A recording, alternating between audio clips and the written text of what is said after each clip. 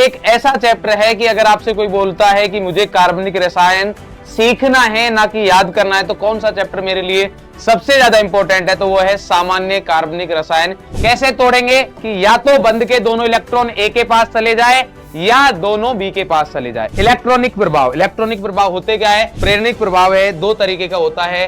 एक होता है धनात्मक प्रेरणिक प्रभाव, एक होता है ऋणात्मक प्रेरणिक प्रभाव। चीजें वो पढ़ो जो हमारे पास सिलेबस में हो। एक छोटे से 2-3 पॉइंट है जो कि हमारे पास आते हैं काम। रोचक पॉइंट्स के नाम से मैंने यहाँ पर अलग से ऐड कर दिया है। कम से कम टाइम में रिवाइज ये है कि आपको सारे कॉन्सेप्ट आ जाए, सारे टॉपिक यहाँ पर हो जाए, वो सारी चीजें हो गई है। हेलो दोस्तों, स्वागत है आप सभी का फिजिक्स वाला की दुनिया में।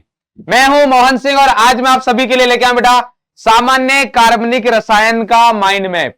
तो ये बेटा एक ऐसा चैप्टर है कि अगर आपसे कोई बोलता है कि मुझे कार्बनिक रसायन सीखना है ना कि याद करना है, तो कौन सा चैप्टर मेरे लिए सबसे ज्यादा इंपॉर्टेंट है, तो वो है सामान्य कार्बनिक रसायन। क्योंकि ऐसा कोई चैप्टर नहीं है, चाहे 11th का ले लीजिए चाहे 12th का ले लीजिए, जो इसके बाद चैप्टर आएगा और उसमें सामान्य कार्बनिक रसायन, जिसको अपन जीओसी भी बोलते हैं, वो यूज ना हो। यानी कि अगर ऑर्गेनिक केमिस्ट्री का सामान्य कार्बनिक रसायन सबसे इंपॉर्टेंट, सबसे महत्वपूर्ण चैप्टर है, तो ये आप सभी को आना चाहिए। तो इसको अपन बहुत ही कम टाइम में बहुत ही बढ़िया तरीके से रिवाइज करने वाले हैं। तो फिर से अगर आपको जीओसी का रिवाइज करना हो कम से कम टाइम में, तो बेटा ये आपके पास बहुत ही बढ़िया ऑप्शन है। मैं कहूंगा कि one of the best option है। क्लियर?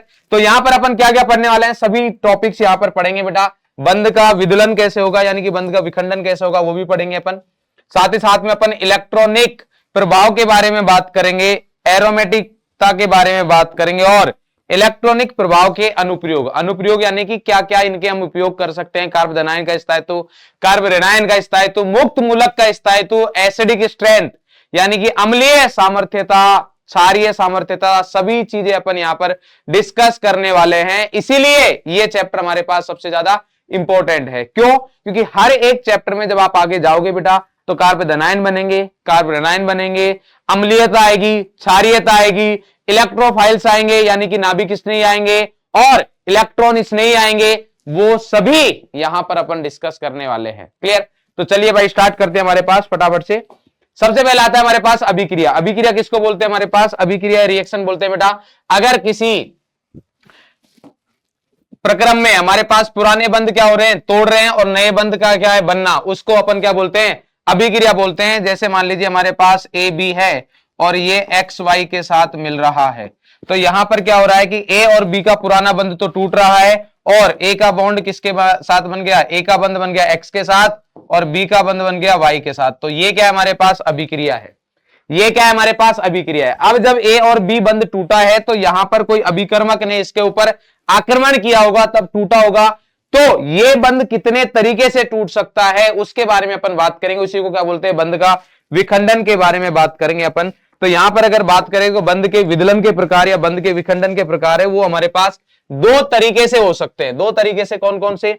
या तो हमारे पास होगा विषमांश विखंडन या होगा हमारे पास समांश विखंडन। सर विषमांश विखंडन, समांश विखंडन में क्या होगा? पहले समांश विखंडन की बात करते हैं। समांश विखंडन में अगर बेटा हम बात करें तो हमारे पास ए और बी के बीच में बंध था, तो मेरे पास ऐसा हो सकता है। समांश मतलब समान, तो ए और बी के बीच में दो इलेक्ट्रॉन है, तो दोनों के पास जब बंध टूट रहा है तो बी अपना इलेक्ट्रॉन लेके निकल जाए, ए अपना इलेक्ट्रॉन लेके निकल जाए, यानी कि ए मुक्त मूलक और बी मुक्त मूलक बन गया। तो इसका मतलब यह है कि यहां पर कोई भी आयन का निर्माण नहीं होता है और जब बंध टूट रहा है तो दोनों परमाणु बंध का एक एक इलेक्ट्रॉन लेके चला जाएगा। तो इसको बोलते हैं अपन समांश विखंडन या होमोलाइटिक फ्यूजन भी बोल सकते हैं। सहसंयोजक बंध से जुड़े दोनों परमाणु एक एक इलेक्ट्रॉन लेते हैं, क्या बनता है? मुक्त मूलक का निर्माण होता है। कैसे पता चलेगा सर हमें कि समांश विखंडन होगा? तो इसके लिए हमारे पास क्या दिया होगा? अत्यधिक तापमान दिया होगा। अगर अत्यधिक तापमान दे रखा है, इसका मतलब क्या होने वाला है? वहां पर वहां जो है हमारे पास अत्यधिक ताप दे रखा होगा, या हमारे पास परोक्साइड दे रखा हो। क्या दे रखा हो? परोक्साइड। या फिर हमारे पास पराबैंगनी किरणें जिनको यूवी लाइट दे रखा हो, या फिर एच न्यू वगैरह दे रखा है। ये सभी जो चीजें हमारे पास, ये किसको बताती है? कि यहां पर समान विखंडन होगा। आगे चल के हम जितने भी चैप्टर्स में बात करेंगे, जहां जहां पर ये चीजें दिखेंगी, इसका मतलब वहां पर क्या करना है, अपन को समान विखंडन करना है। दूसरा आता है हमारे पास विषमांश। बोले सर समांश वो था तो ये विषमांश है, मतलब यहां पर चीजें बराबर नहीं होने वाली है। बिल्कुल सही बात है। फिर से अगर अपन बात करें कि ए और बी है, अब इस बंध को हमें समान तरीके से नहीं तोड़ेंगे अपन, तो कैसे तोड़ेंगे कि या तो बंध के दोनों इलेक्ट्रॉन ए के पास चले जाए या दोनों बी के पास चले जाए। अगर ऐसा हो, किसके पास जाएंगे ये अपन को आगे पता चलेगा विद्युत ऋणता के अनुसार। तो मान लेते हैं कि बी के पास दोनों इलेक्ट्रॉन जा रहे हैं, तो बी के पास खुद का इलेक्ट्रॉन तो आ ही रहा है, एक एक्स्ट्रा आया, उसकी वजह से बी पर क्या आ गया, माइनस चार्ज, यानी कि ऋणायन आ गया, और एक पर क्या आ गया, धनायन। तो यहां पर धनायन और ऋणायन का निर्माण होता है, और बंध के दोनों इलेक्ट्रॉन किन्हीं भी दो, मतलब दो परमाणुओं में से किसी एक परमाणु के पास ही जाएंगे, एक एक नहीं जाएगा यहां पर।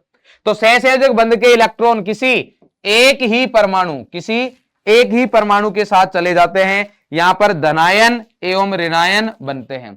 कैसे पता चलेगा कि हमारे पास सर यहां पर विषमांश विखंडन हो रहा है? तो कम ताप रहता है, क्या रहता है, कम ताप रहता है, और जनरली हमारे पास ध्रुवीय विलायक रहेगा। आपके पास क्या रहेगा, ध्रुवीय विलायक रहेगा, वहां पर अध्रुवीय विलायक रहता है। क्या रहता है, अध्रुवीय विलायक। तो अगर कम ताप है, ध्रुवीय विलायक है, इसका मतलब हमारे पास क्या होगा, यहां पर विषमांश विखंडन होने वाला है।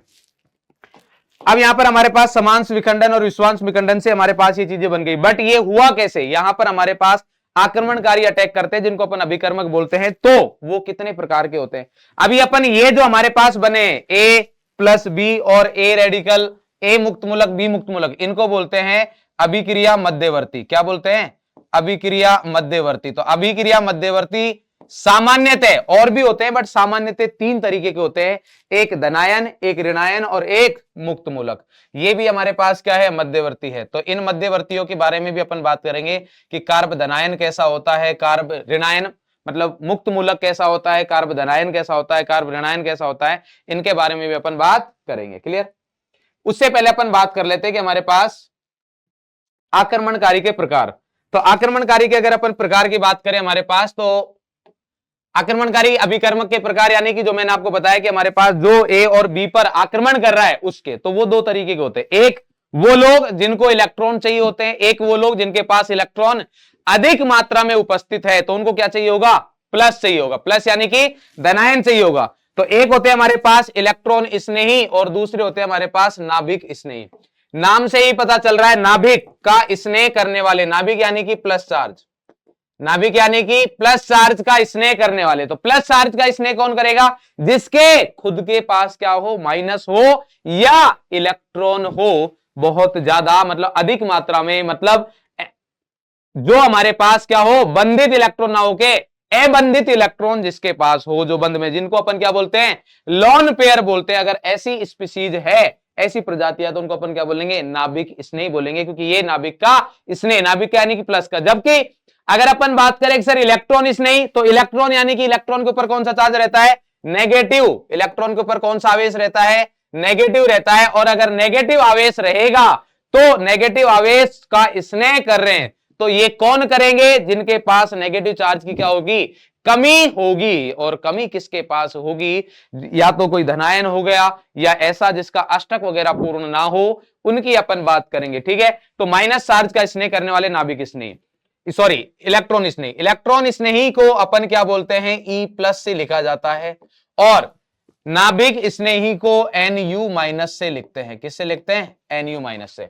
अब इलेक्ट्रॉन स्नेह की बात करते हैं। हमारे पास सबसे पहले पहला पॉइंट आता है हमारे पास, ये क्या करते हैं, इलेक्ट्रॉन का स्नेह करते हैं। क्या करते हैं, इलेक्ट्रॉन का स्नेह करेंगे। दूसरा हमारे पास ऋणायन भाग पर आक्रमण करेंगे। क्यों करेंगे, क्योंकि ये इलेक्ट्रॉन का स्नेह, तो जहां पर भी अभिक्रिया में ऋणायन होगा, ऋणात्मक भाग होगा, या जहां इलेक्ट्रॉन की अधिकता होगी वहीं पर आक्रमण करेंगे, क्योंकि इनको क्या चाहिए, इलेक्ट्रॉन चाहिए। तो अब हमारे पास अगर बात करें कि सर ठीक है, हम कैसे पहचानेंगे कि हमारे पास कौन से इलेक्ट्रॉन स्नेही है, तो इनके लिए अगर मैं उदाहरण की बात करूं कि हमारे पास क्या क्या उदाहरण है, तो पहला उदाहरण आता है धनावेशित इलेक्ट्रॉन स्नेही। तो अगर मैं इनके उदाहरण की बात करूं, तो जैसे मान लीजिए H प्लस हो गया, Na प्लस हो गया, K प्लस हो गया, ठीक है, Mg2 प्लस हो गया, या फिर अपन Ca2 प्लस, मतलब जो भी धनायन है वो हमारे पास क्या है, इलेक्ट्रॉन स्नेही हो गए। Clear?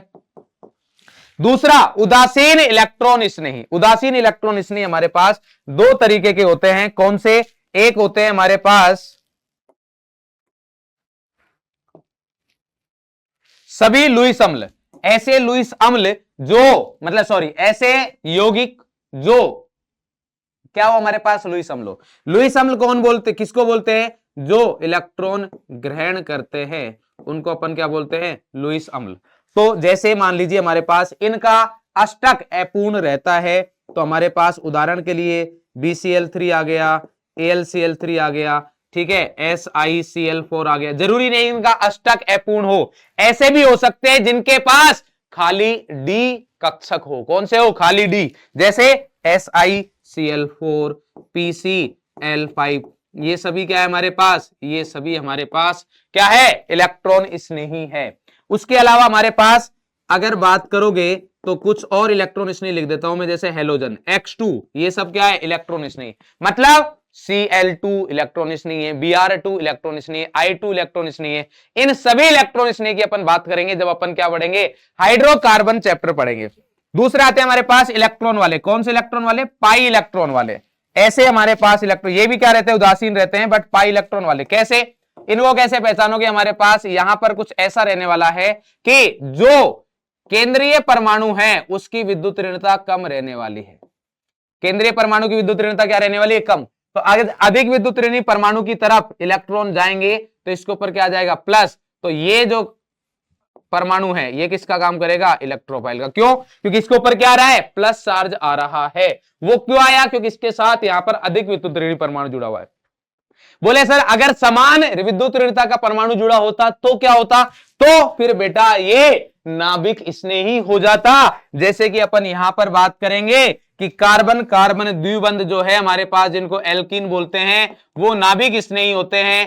Carbon carbon triple bond त्रिबंध जो होता है वो भी क्या होता है? नाभिक स्नेही, क्योंकि यहां पर समान विद्युत ऋणता वाले परमाणुओं के बीच में अगर बहुबंध उपस्थित हो तो वो नाभिक स्नेही होते हैं, जबकि असमान विद्युत ऋणता वाले परमाणुओं के बीच में बहुबंध होता है तो वो इलेक्ट्रॉन स्नेही होता है। इसके अलावा हमारे पास नाभिक प्लस चार्ज से स्नेह करता है, जो कि हमें पता है। दूसरी अगर अपन बात करें यहां पर धनात्मक भाग पर आक्रमण करेगा। क्यों करेगा? क्योंकि सर नाभिक का स्नेह है ना इसको, और नाभिक के पास क्या पाया जाता है? धनात्मक भाग पाया जाता है, धनायन पाया जाता है, इसलिए किस पर आक्रमण करेगा? अभिक्रिया में जहां पर धनायन या धनात्मक चार्ज रहेगा, धनात्मक आवेश रहेगा, वहां पर आक्रमण किया जाएगा। जहां पर इलेक्ट्रॉन की कमी रहेगी वहां पर जाएगा, वहां पर इलेक्ट्रॉन की पूर्ति करेगा। मतलब सेम ये ऐसे ही है, जैसे मान लीजिए कहीं पर सूखा पड़ रहा है तो जो हमारी सरकार है वो कहां पर जल पहुंचाती है? जल की वहां पर पूर्ति करवाएगी, क्योंकि वहां पर क्या पड़ रहा है? सूखा पड़ रहा है। तो जहां पर इलेक्ट्रॉन का सूखा पड़ेगा वहां नाभिक स्नेह इलेक्ट्रॉन की पूर्ति करवाने के लिए पहुंच जाएगा। अब इनके अगर मैं उदाहरण की बात करूं तो उदाहरण हमारे पास कौन कौन से हैं भाई? उदाहरण हमारे पास सर इलेक्ट्रॉन इस नाभिक स्नेह की बात हो रहा है, मतलब जो नाभिक का स्नेह करते, तो सर ऋणायन तो पीछे रह ही नहीं सकते। तो सबसे पहले हमारे पास आते हैं ऋणावेशित नाभिक स्नेही, जैसे F माइनस या X माइनस लिख देता हूं मैं आपको। X माइनस हो गया, OH माइनस हो गया, Cn माइनस हो गया, NO2 माइनस हो गया। क्लियर? उसके बाद हमारे पास बात करें तो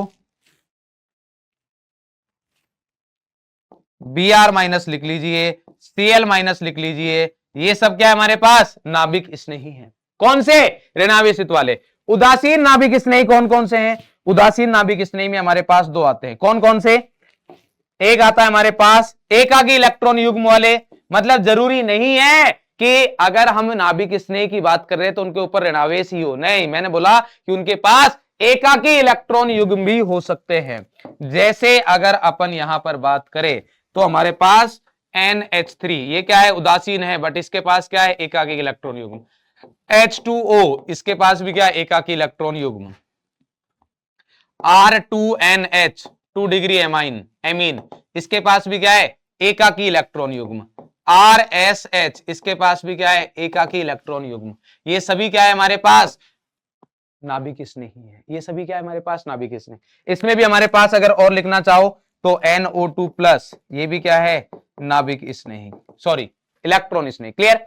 तो ये हमारे पास आक्रमणकारी अभिकर्मक के प्रकार हो गए। अब हमने जो बात की थी उसके बारे में चर्चा करते हैं कि सर यहां पर जो हमारे पास अभिक्रिया मध्यवर्ती बने थे कार्ब धनायन, मतलब धनायन, ऋणायन और मुक्त मूलक, तो उनका क्लासिफिकेशन हम यहां पर इस तरीके से कर सकते हैं कि जो कार्ब धनायन होते हैं वो क्या होते हैं, हमारे पास तीन होते हैं उनके पास बंध, तीन क्या होते हैं, बहुबंध, मतलब तीन होते हैं हमारे पास बंध युग्म, तीन बॉन्ड होते हैं और एक क्या रहेगा, प्लस चार्ज रहेगा। प्लस चार्ज मतलब ये खाली कक्षक है। क्या है बेटा, ये हमारे पास जो है वो खाली कक्षक है। कैसा है, खाली। और ये जो खाली कक्षक है, ये जो तीन बंध है उनके लंबवत तल में होगा।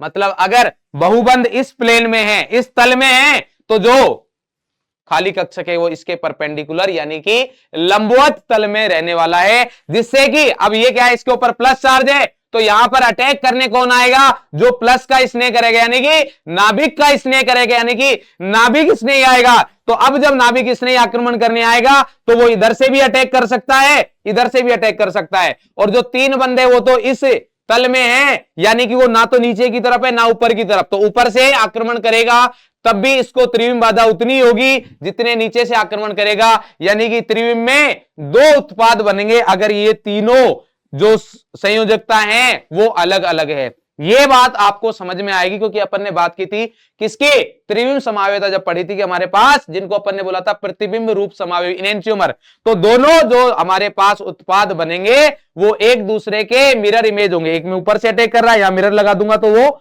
नीचे दिखेगा, तो इनको क्या बोलते हैं अपन, एक दूसरे के प्रतिबिंब रूप समावेवी। बट ये तभी बनेंगे जब हमारे पास तीन बंध जो पहले के है वो क्या है, अलग अलग है। ये बात अपन बात करेंगे जब हम एल्किल हैलाइड और एल्काइल हैलाइड की बात करेंगे। क्लियर, हैलोजन व्युत्पन्न वाले चैप्टर में 6 इलेक्ट्रॉन होते हैं, इलेक्ट्रॉन न्यून होते हैं क्योंकि अष्टक अपूर्ण है, इसलिए इलेक्ट्रॉन न्यून है, इसलिए लुईस अम्ल का काम करते हैं। sp2 संकरण है, sp2 संकरण है तो समतलीय होगा।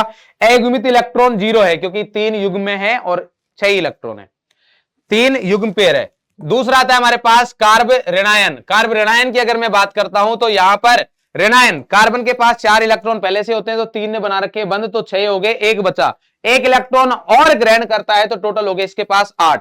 भाई तीन इसके, तीन बंद बनाए 6, एक इसका और बचा है 4 में से 7 और एक एक्स्ट्रा इसने ग्रहण किया तो 8 हो गए।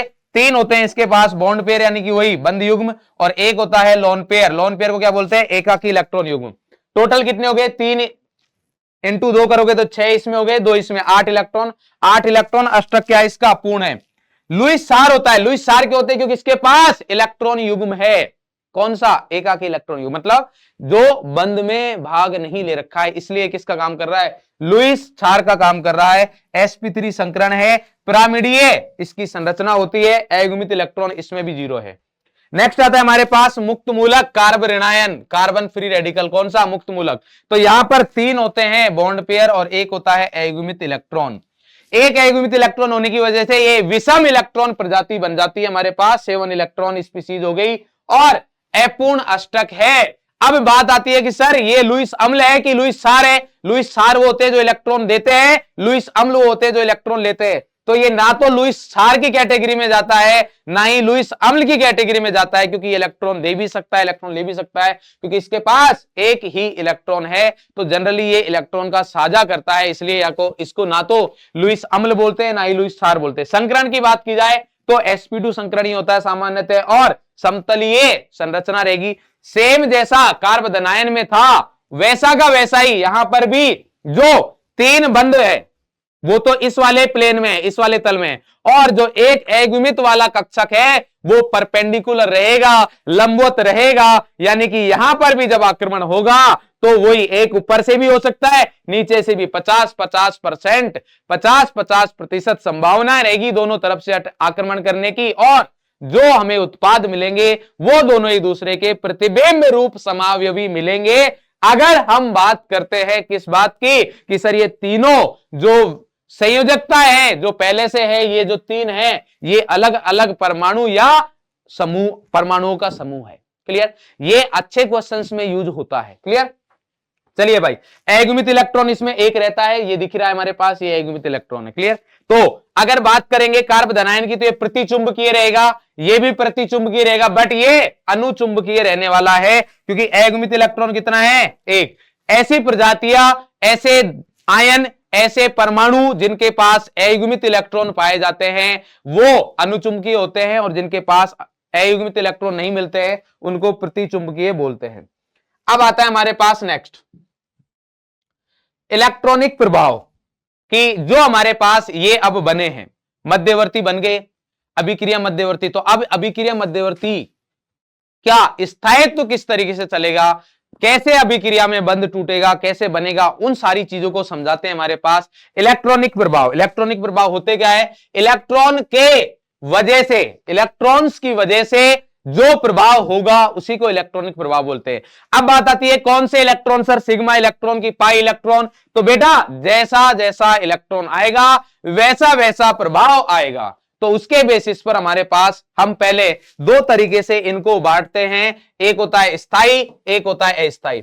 अगर मैं बात करता हूं किसकी, स्थायी प्रभाव की, तो स्थायी प्रभाव नाम से ही पता चल रहा है, यानी कि ये स्थायी है, ये बदलता नहीं है, हमेशा रहेगा, जब तक यौगिक है तब तक ये रहेगा। तो स्थायी प्रभाव में आते हैं तीन लोग, और अस्थायी प्रभाव अकेला है, वो है हमारे पास इलेक्ट्रोमेरिक प्रभाव, इलेक्ट्रोमेरिक इफेक्ट। क्लियर, इसको ई इफेक्ट भी बोलते हैं, क्या बोलते हैं, ई इफेक्ट भी बोल दिया जाता है। जबकि अपन बात करें किसकी, स्थायी प्रभाव की, तो यहां पर तीन आते हैं। प्रेरणिक प्रभाव, कौन सा आता है, प्रेरणित। ये प्रेरणित होगा किससे, विद्युत ऋणता से होगा। यहां पर जो इलेक्ट्रॉन भाग लेते हैं वो सिग्मा इलेक्ट्रॉन ही लेते हैं ओनली। क्लियर। दूसरा आता है हमारे पास, इसको इंडक्टिव इफेक्ट भी बोलते हैं, शॉर्ट में आई। नेक्स्ट आता है अनुनाद या मेजोमेरिक प्रभाव, आर इफेक्ट या मीजोमेरिक इफेक्ट, इसको आर या एम इफेक्ट भी बोल दिया जाता है, आर या फिर एम इफेक्ट भी बोल देते हैं। और लास्ट है हमारे पास हाइपर कॉन्जुगेशन यानी कि अति संयुग्मन प्रभाव, जिसको एच इफेक्ट भी बोलते हैं।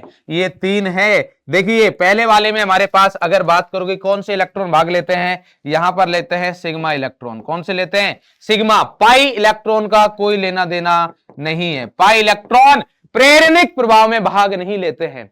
दूसरा आता है हमारे पास अनुनाद या मीजोमेरिक प्रभाव, तो अनुनाद या मीजोमेरिक प्रभाव में पाई इलेक्ट्रॉन भाग लेते हैं। कौन से भाग लेते हैं, पाई इलेक्ट्रॉन भाग लेते हैं, सिग्मा इलेक्ट्रॉन का कोई लेना देना नहीं है। जबकि बात करें अति संयुग्मन की, तो ये अति है, तो अति है तो भैया यहां पर सिग्मा भी आएगा और पाई भी आएगा, दोनों इलेक्ट्रॉन भाग लेते हैं, सिग्मा और पाई दोनों भाग लेते हैं। तो चलिए बात करते हैं एक एक करके। सबसे पहले आता है हमारे पास प्रेरणिक प्रभाव। तो प्रेरणिक प्रभाव की बात करें तो ये किसकी वजह से उत्पन्न होता है, विद्युत ऋणता में अंतर। दो परमाणुओं के बीच में अगर विद्युत ऋणता में अंतर है तो उसकी वजह से जो प्रभाव उत्पन्न होगा उसको क्या बोलते हैं अपन, प्रेरणिक प्रभाव, यानी कि आई इफेक्ट बोलते हैं। अब मैं इसको आई इफेक्ट बोलूंगा। विद्युत ऋणता, ये पूछा गया हमारे पास, स्टेटमेंट आया हुआ है कि विद्युत ऋणता के अंतर के कारण ये उत्पन्न होता है। आई इफेक्ट जो होता है वो दूरी के साथ साथ कम होता है, जैसे जैसे दूरी बढ़ती जाएगी वैसे वैसे आई इफेक्ट कम होता जाएगा। क्या मतलब है इसका, जैसे मान लीजिए हमारे पास अगर यहां पर बात करूं मैं, तो यहां पर विद्युत ऋणता में अंतर नहीं है, यहां पर कोई प्रेरणिक प्रभाव नहीं रहेगा। बट अगर मान लीजिए, किंतु मैं यहां पर बात करता हूं कि यहां पर हमारे पास फ्लोरीन है, फ्लोरीन की विद्युत ऋणता क्या है, अधिक है, इसलिए इस बंध के जो दो इलेक्ट्रॉन है वो पहले यहां पर दोनों बंध के इलेक्ट्रॉन समान तरीके से वितरित थे, मतलब जितना इलेक्ट्रॉन घनत्व इस कार्बन के पास उतना इसके पास था। बट यहां पर फ्लोरीन की विद्युत ऋणता अधिक होने की वजह से जो इलेक्ट्रॉन घनत्व है वो कुछ इस तरीके से बढ़ जाएगा, मतलब फ्लोरीन के पास ज्यादा, कार्बन के पास कम। तो इसके ऊपर आंशिक ऋणावेश, इसके ऊपर आंशिक धनावेश, इसके पास आंशिक धनावेश की मात्रा और कम हो जाएगी, इसके पास और कम हो जाएगी, और यहां तक आते आते ऑलमोस्ट जीरो हो जाएगा। मतलब चौथे परमाणु तक आते आते प्रेरणिक प्रभाव का जो प्रेरणिक इफेक्ट जो है वो ऑलमोस्ट खत्म हो जाता है। क्लियर। यहां पर सबसे इंपॉर्टेंट बात यह है, मैंने पहले बता दी है बट फिर से बता देता हूं कि ओनली केवल सिग्मा इलेक्ट्रॉन ही भाग लेते हैं, केवल सिग्मा इलेक्ट्रॉन भाग लेते हैं, केवल सिग्मा इलेक्ट्रॉन भाग लेते हैं। और अगर आप एक बात देखते हो तो यहां पर जब मैंने आपको यह बताया है कि इलेक्ट्रॉन का सिर्फ आंशिक विस्थापन हुआ है, ऐसा नहीं है कि ये वाला इलेक्ट्रॉन जो है वो फ्लोरीन के पास ही चला गया, नहीं, वो बंद में ही है अभी, बट फ्लोरीन की तरफ थोड़ा सा विस्थापित हो गया है। तो CH बंध को आधार माना गया है, नहीं कि CH बंध को ध्रुवीय नहीं माना गया है, वहां विद्युत ऋणता को जीरो होती नहीं है बट जीरो मानेंगे, वो रेफरेंस है। इलेक्ट्रॉन का आंशिक विस्थापन होता है, आंशिक विस्थापन होगा, पूर्ण विस्थापन नहीं होगा, ऐसा नहीं है कि यहां से इसके पास चला गया, ऐसा नहीं होता है। और आई इफेक्ट की वजह से कोई भी जो हमारे पास संकरण वगैरह है कुछ चेंज नहीं होता है। क्लियर। अब आते हैं हमारे पास इनके इफेक्ट। तो एक ऐसे परमाणु या ऐसे परमाणुओं का समूह हो सकता है जो इलेक्ट्रॉन को धक्का दे रहा है, धकेल रहा है, यानी कि इलेक्ट्रॉन को दूर भगा रहा है, उसको प्लस बोलेंगे, और जो इलेक्ट्रॉन को खींच रहा है उसको माइनस बोलेंगे। तो यहां पर हमारे पास जो प्रेरणिक प्रभाव है दो तरीके का होता है, एक होता है धनात्मक प्रेरणिक प्रभाव, एक होता है ऋणात्मक प्रेरणिक प्रभाव। धनात्मक प्रेरणिक प्रभाव यानी कि इलेक्ट्रॉन देने वाला, धनात्मक का मतलब क्या है, इलेक्ट्रॉन देने वाला। धनी वही है जो इलेक्ट्रॉन दे, जो दूसरे लोगों को देता है वो धनी होता है, और जो दूसरे लोगों से लेता है वो क्या रहता है, ऋणी रहता है, यानी कि लेने वाला ऋणी, देने वाला धनी। तो अब ऋणायन जो रहेगा जिसके पास नेगेटिव चार्ज है, ध्यान रखना, ऐसा नहीं कि सर जिसकी विद्युत ऋणता ज्यादा उसका माइनस आई हो गया, नहीं, ऐसा नहीं होता है। अगर किसी आयन के पास ऋणायन है, किसी परमाणु के पास नेगेटिव चार्ज है, ऋणायन है, या परमाणुओं के समूह के पास ऋणायन है, तो वहां पर इलेक्ट्रॉन खींचने की जो प्रवृत्ति है वो नहीं रहेगी, क्योंकि उसके पास पहले से ऋणायन है। तो वो इलेक्ट्रॉन का तो प्रतिकर्षण करेगा, तो वो धक्का देगा, यानी कि वो क्या रहेगा, हमारे पास धनात्मक प्रेरणिक प्रभाव दर्शाएगा। तो यहां पर अगर बात करें तो सभी ऋणायन हमारे पास क्या करेंगे, प्रेरणिक प्रभाव कौन सा, प्लस आई, और साथ ही साथ में sp3 जो संकरित कार्बन है वो भी प्लस आई प्रभाव शो करता है। यहां पर अगर बात करें हमारे पास, तो देखिए ऋणायन है, यहां पर जो मैंने ये क्रम लिखा है NH-O-, तो आप देख सकते हो कि नाइट्रोजन की विद्युत ऋणता ऑक्सीजन से कम होती है, तो नाइट्रोजन की इलेक्ट्रॉन देने की जो संभावना है, जो प्रवृत्ति है वो ज्यादा रहेगी, इसलिए इसका प्लस आई ज्यादा, इसका प्लस आई कम। यहां पर तीन परमाणुओं के ये O- जो है अनुनाद की वजह से बटा हुआ है, इसलिए हमारे पास यहां पर इसका माइनस आई प्लस आई थोड़ा कम है कंपेयर टू इनके। यहां पर C के साथ 3 CH3 जुड़े हुए हैं, तो 3 CH3 का प्लस आई, यहां 2 जुड़े हुए हैं, यहां 1 जुड़ा हुआ है, यहां 1 CH3 है। क्लियर। उसके बाद अगर हमारे पास समस्थानिक आ जाता है, तो जितना भारी समस्थानिक उसका उतना ही ज्यादा प्लस आई। इसी के बेसिस पर अपन बोल सकते हैं कि TDH का ऑर्डर ये रहेगा प्लस आई के लिए, और सेम अगर CT3 CD3 CH3, तो प्लस आई का क्रम ये आएगा। क्लियर। ऋणात्मक प्रेरणिक प्रभाव, तो ऋणात्मक का मतलब खींचना, तो अगर कोई भी धनायन रहेगा तो उसका काम इलेक्ट्रॉन का खींचना ही रहेगा, उसकी प्रवृत्ति क्या रहेगी, इलेक्ट्रॉन खींचने की। तो सभी धनायन चाहे उसकी विद्युत ऋणता कम हो चाहे ज्यादा हो, काम क्या रहेगा उसका, इलेक्ट्रॉन खींचने का रहेगा, यानी कि सभी के सभी धनायन क्या करेंगे, माइनस आई प्रभाव दर्शाएंगे। उसके साथ साथ sp2 और sp संकरित कार्बन भी सामान्यतः अगर मैं बात करूं नॉर्मल CH बॉन्ड के कंपेयर में, जो अपन ने बात की, जो अपन ने आधार लिया है उसके कंपेयर में उसका माइनस आई प्रभाव ही कंसिडर किया जाता है, माना जाता है। तो सभी धनायन ये हमारे पास क्या करेंगे, माइनस आई प्रभाव शो करेंगे।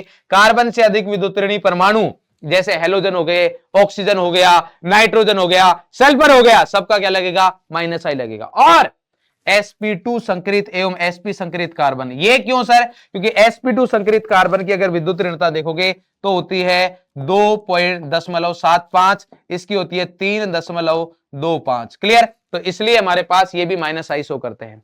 ऑर्डर को बहुत ज्यादा याद करने की जरूरत नहीं है, सिंपल सी चीजें हैं। देखो यहां फ्लोरीन है, फ्लोरीन की विद्युत ऋणता बहुत ज्यादा होती है, इसलिए NF3+ सब ज्यादा, पहले तीन हमारे पास प्लस वाले ही हैं, क्योंकि प्लस वालों का माइनस आई ज्यादा रहता है कंपेयर टू किसके, जो उदासीन है। सेम चीज माइनस जो प्लस आई की अगर अपन बात करेंगे, फिर से सुन लेना, जो हमारे पास ऋणायन है उनका प्लस आई ज्यादा रहेगा उदासीन वालों से, जो धनायन है उनका माइनस आई ज्यादा रहेगा उदासीन वालों से। सिंपल सी बात है, क्योंकि प्लस चार्ज है तो इलेक्ट्रॉन खींचने की जो प्रवृत्ति वो ज्यादा रहेगी उदासीन से, और माइनस चार्ज है तो इलेक्ट्रॉन देने की प्रवृत्ति ज्यादा रहेगी उदासीन के कंपेयर में, क्योंकि चार्ज आवेश का मतलब ही बेटा एनर्जी यानी कि ऊर्जा होता है, और जितनी ज्यादा ऊर्जा होती है उतनी स्थायित्व क्या रहता है, कम रहता है। तो यहां पर अगर अपन बात करें तो सभी धनायन जो है हमारे पास वो माइनस आई शो करेंगे। कार्बन से अधिक विद्युतऋणी परमाणु या फिर sp2 sp संकरित कार्बन भी माइनस आई शो करते हैं। ऑर्डर अगर देखा जाए तो इस तरीके से याद करना कि भाई तीन हमारे पास धनायन है, उसमें से फ्लोरीन सबसे अधिक विद्युतऋणी है तो Nr3+, NF3+, उसके बाद R3+, H3+। क्लियर, ये आ गया। उसके बाद उदासीन में से सबसे ज्यादा माइनस आई होता है NO2 का, किसका होता है, NO2, then CN, then COH, ये आ गया। इसके बाद हमारे पास होते हैं हेलोजन फैमिली, तो हेलोजन फैमिली आगे FCl Bri विद्युत ऋणता के आधार पर। फिर आते हैं हमारे पास ये दो बहुत इंपॉर्टेंट है, OH का प्लस आई, OH का माइनस आई कम रहता है OR से। क्लियर? यहां पर हमारे पास इनको अगर देखोगे तो देखो ये sp संकरित है, ये sp2, ये sp2, बट इसमें sp2 संकरित कार्बन 6 है, इसलिए इसका माइनस आई ज्यादा है कंपेयर टू, यहां पर सिर्फ 2 ही कार्बन परमाणु है जिनका sp2 संकरण है। क्लियर? अब आते हैं हमारे पास नेक्स्ट जो प्रभाव है वो है हमारे पास अनुनाद या मीजोमेरिक प्रभाव। हो सकता है आपने अपनी क्लास में जिन्होंने भी आपको पढ़ाया है तो यहां पर एक टॉपिक पढ़ाया हो कि प्रेरणिक प्रभाव के अनुप्रयोग, जहां पर कार्बोनाइन का स्थायित्व, कार्बोनाइन का स्थायित्व, मुक्त मूलक का स्थायित्व, अम्लीयता, सामर्थ्य, अम्लीय सामर्थ्यता और क्षारीय सामर्थ्यता वगैरह बताई हो, बट वो सारी चीजें मैं यहां पर नहीं बता रहा हूं, वो सारी चीजें अपन एक साथ करेंगे लास्ट में। क्लियर? जिससे कि सभी प्रभाव से कोई कंफ्यूजन ही ना रहे। अनुनाद या मीजोमेरिक प्रभाव जो है हमारे पास, इसमें कौन से इलेक्ट्रॉन भाग लेते हैं? Pi electron. तो यहां पर क्या होता है? पाई इलेक्ट्रॉन का विस्थानीकरण होता है। ध्यान रखना, पूर्णतः विस्थानीकरण मतलब पूरा शिफ्ट हो जाएगा, पूरा ही यहां सिर्फ शिफ्ट नहीं होगा, यहां ट्रांसफर होगा, एक जगह से दूसरी जगह पर पूर्णतः चला जाएगा। क्लियर? ये हमारे पास होता है। अब अगर मैं अनुनाद के बारे में बात करूं, जैसे अनुनाद की जरूरत क्यों पड़ती है? अगर किसी एक परमाणु जो है वो उसकी एक संरचना, किसी एक अणु की एक हमने लुईस संरचना बनाई, अगर वो उसकी सभी जो गुण है उनको एक्सप्लेन नहीं कर पाए तो हमें किसकी जरूरत पड़ती है? अनुनाद की जरूरत पड़ती है। जैसे ये बेंजीन है तो बेंजीन में ये जो संरचना है, ये सभी इसकी जो प्रवृत्ति है, जो सभी इसके गुण है उनको नहीं बता पाता है, इसलिए जो बेंजीन है वो इन दो में रेजोनेंस अनुनादी संरचनाओं में रहता है। जैसे यहां द्विबंध इधर है, यहां इधर आ जाएगा, यहां इधर आ जाएगा, यहां इधर आ जाएगा। क्लियर? तो अनुनाद की शर्तें कैसे है? कौन कौन सी शर्तें हैं? सर अनुनाद कब होता है, कब नहीं होता? तो बहुत ही दो सिंपल शर्त बता रहा हूं मैं। पहला, जिन भी परमाणुओं का आप अनुनाद देख रहे हो वो समतलीय होने चाहिए। दो ही शर्त आएंगे सिर्फ। क्या होने चाहिए? समतलीय। और दूसरा, संयुग्मन होना चाहिए। अब संयुग्मन क्या होता है ये समझना है आपको। संयुग्मन का क्या मतलब होता है? संयुग्मन का मतलब यह होता है कि कम से कम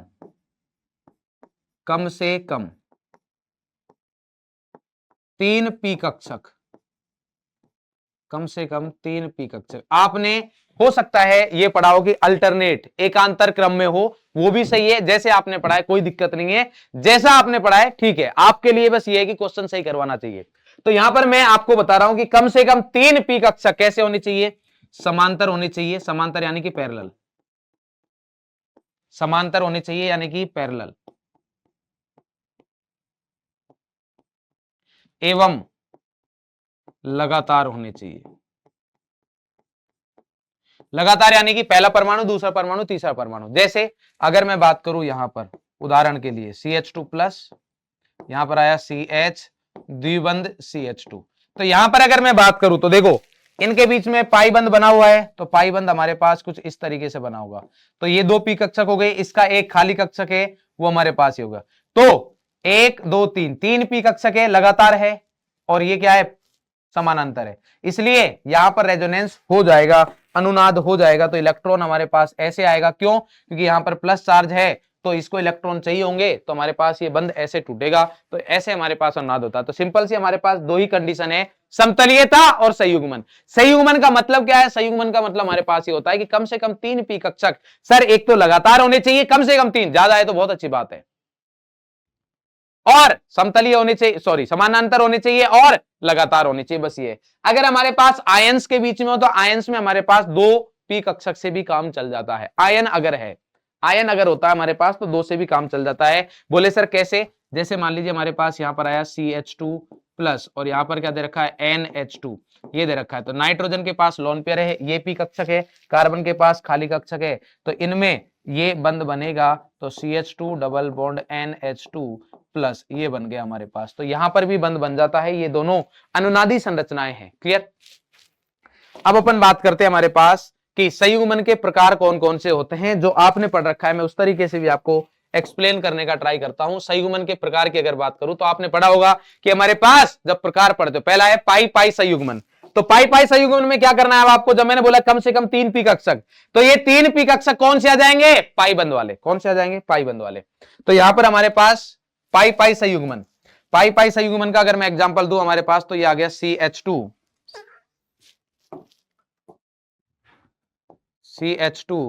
द्विबंध CH, CH द्विबंध CH2।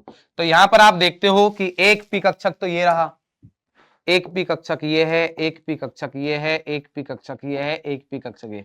तो कितने आ गए? चार। चार के चार समानांतर है, हमें तो कम से कम तीन चाहिए थे, इसका मतलब यहां पर अनुनाद हो जाएगा। तो ये हो गया पाई पाई संयुग्मन, पाई पाई बंध में। क्लियर। दूसरा है हमारे पास धनावेश, जो रिक्त कक्षक है उसका पाई संयुग्मन, जो कि मैंने आपको अभी एक उदाहरण दिया था कि CH2 प्लस का संयुग्मन हो रहा है CH द्विबंध CH2 के साथ। तो इनके साथ जब संयुग्मन करोगे तो देखिए हमारे पास क्या है, एक पी कक्षक ये खाली, एक ये, एक ये। तो यहां पर जब अनुनाद करोगे तो ये प्लस है यानी खाली कक्षक, इसको बंद बनाने के लिए इलेक्ट्रॉन, एक बंद को बनाने के लिए दो इलेक्ट्रॉन चाहिए। तो आपको ऐसी संभावनाएं देखनी है कि क्या बंद बनने की संभावना आ रही है कि अगर दो परमाणु है, दो परमाणु के पास दो कक्षक होंगे और दो ही कुल मिला के दो इलेक्ट्रॉन होने चाहिए, ना दो से कम ना दो से ज्यादा। तो यहां पर हमारे पास इसके पास एक कक्षक है और एक कक्षक है, बस इलेक्ट्रॉन नहीं है। यहां पर हमारे पास अब ये जब कक्षक लेके आएगा तो उसमें दो इलेक्ट्रॉन होने चाहिए तभी बंध बनेगा। तो ये इस पाई बंध के जो इलेक्ट्रॉन है उनको अपने पास लेके आता है, लेके आएगा तो यहां पर बंध बन जाएगा CH2 डबल बॉन्ड CH और यहां पर आ गया CH2 प्लस। दूसरा है ऋणावेश पाई संयुग्मन, तो धनावेश की जगह क्या आ जाएगा? ऋणावेश। तो जो मैंने अभी आपको बोली वही बात यहां पर ध्यान देना। अब ऋणावेश का मतलब इसके पास इलेक्ट्रॉन है, तो इसको अगर बंद बनाना है तो ये बोलेगा कि पड़ोसी से भैया खाली कक्षक लेके आना, बस क्या लेके आना? खाली इलेक्ट्रॉन। वह हमारे पास है कितने? दो है पूरे, तो भैया इलेक्ट्रॉन ना लेके आओ। तो माइनस है तो ये ऐसे जाएगा, ऐसे जाएगा, तो यहां पर ये बन गया CH2 द्विबंध CH, यहां पर आ गया CH2 माइनस। तो ये अनुनादी संरचनाएं हैं और अनुनादी संरचनाओं के संयोजन से, जुड़ने से, मतलब सभी अनुनादी संरचनाओं को अगर जोड़ा जाए तो इनके एक संकर बनता है जिसको बोलते हैं अपन अनुनादी संकर, जिसको हाइब्रिड बोलते हैं। मतलब उत्तम प्रकार का जो बनता है उसको क्या बोलते हैं? अपन अनुनादी संकर बोलते हैं। क्लियर। और अनुनादी संकर ही हमारे पास वास्तविक संरचनाएं हैं, बाकी अनुनादी संरचनाएं जो है वो काल्पनिक होती है। तो मैं यहां पर लिख भी देता हूं कि अनुनादी संरचनाएं जो हैं, अनुनादी संरचनाएं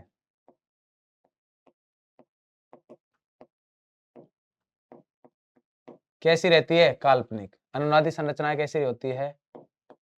काल्पनिक होती है। ये रियल में वास्तविक नहीं है, ये सिर्फ और सिर्फ संभावनाएं हैं। और जबकि अनुनादी संकर जो होता है, अनुनादी संकर है, शंकर भगवान है, तो वही क्या होते हैं हमारे पास? वही रियल है, वही सत्य है ना, वही शिवम है। तो ये आ गया अनुनादी संकर जो होता है, ये क्या रहता है? वास्तविक रहता है। अनुनादी संकर ही क्या है हमारे पास? वास्तविक है। क्लियर। तीसरा आता है पाई अयुग्मित इलेक्ट्रॉन। तो यहां पर अगर बात करोगे तो देखना, यहां मैंने ये लिया अयुग्मित इलेक्ट्रॉन, यहां पर आया CH द्विबंध CH2। तो जो मैंने यहां पर बात की, जैसे मैंने यहां पर बात की वही सेम। अब ये बोल रहा है मेरे पास एक इलेक्ट्रॉन है, आप एक ऑर्बिटल जब लेके आ रहे हो, एक कक्षक लेके आ रहे हो, तो उसमें एक इलेक्ट्रॉन होना चाहिए। तो ये क्या करेगा? एक इलेक्ट्रॉन ये लेके आया, एक ये लेके गया, बोले अपना अपना इलेक्ट्रॉन लेके जाओ। तो यहां पर जब हमारे पास हुआ संयुग्मन तो क्या बना? एक इलेक्ट्रॉन इसका, एक इसका, तो इनके बीच में क्या बन जाएगा? बंध। ये बन गया CH2 द्विबंध CH2 और यहां पर क्या आ गया? CH2 मुक्त मूलक। क्लियर। नेक्स्ट आता है हमारे पास पाई एकाकी इलेक्ट्रॉन युग्म संयुग्मन। पाई के बाद क्या है? एकाकी इलेक्ट्रॉन युग्म। एकाकी इलेक्ट्रॉन युग्म का मतलब क्या होता है? Lone pair. तो यहां पर मान लीजिए हमारे पास ऐसा है CH2 द्विबंध और यहां पर क्या आ गया? मान लीजिए NH2। अब यहां पर क्या है? अगर आप देखोगे तो नाइट्रोजन के पास क्या है? लोन पेयर, यानी कि एकाकी इलेक्ट्रॉन युग्म, यानी कि दो इलेक्ट्रॉन है। तो ये इस कार्बन से क्या बोलेगा कि भैया अगर बंध बनाना है, अगर बंध बनाना है तो कितने इलेक्ट्रॉन लेके आओ? अगर बंध बनाना है हमारे पास तो आप सिर्फ और सिर्फ खाली कक्षक लेके आइए। क्या लेके आइए? खाली कक्षक। तो ये बोलेगा कि ठीक है भाई, बात करते हैं अपन। तो ये बंध ऐसे टूटेगा और ये बंध जब ऐसे टूटेगा तो यहां पर CH2 के ऊपर क्या आ जाएगा? माइनस आ जाएगा और यहां पर क्या आ जाएगा? CH द्विबंध NH2 plus. और आप देखोगे कि कोई भी अनुनादी संरचनाएं हैं उनमें कुल आवेश हमेशा क्या रहता है? नियत रहता है। आवेश क्या रहेगा? नियत। अनुनादी संरचनाओं में, यहां पर लिख देता हूं मैं पॉइंट, आगे भी आएगा वैसे, कि अनुनादी संरचनाओं में, अनुनादी संरचनाओं में कुल आवेश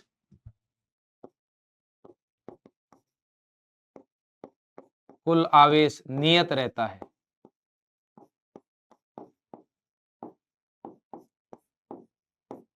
मतलब क्या है इसका? कि आप कोई भी अनुनादी संरचना देख लो, यहां पर ये क्या है, कुल आवेश 0 है, तो यहां पर भी कुल आवेश 0, ये प्लस ये माइनस, टोटल क्या हो गया, 0 हो गया। क्लियर।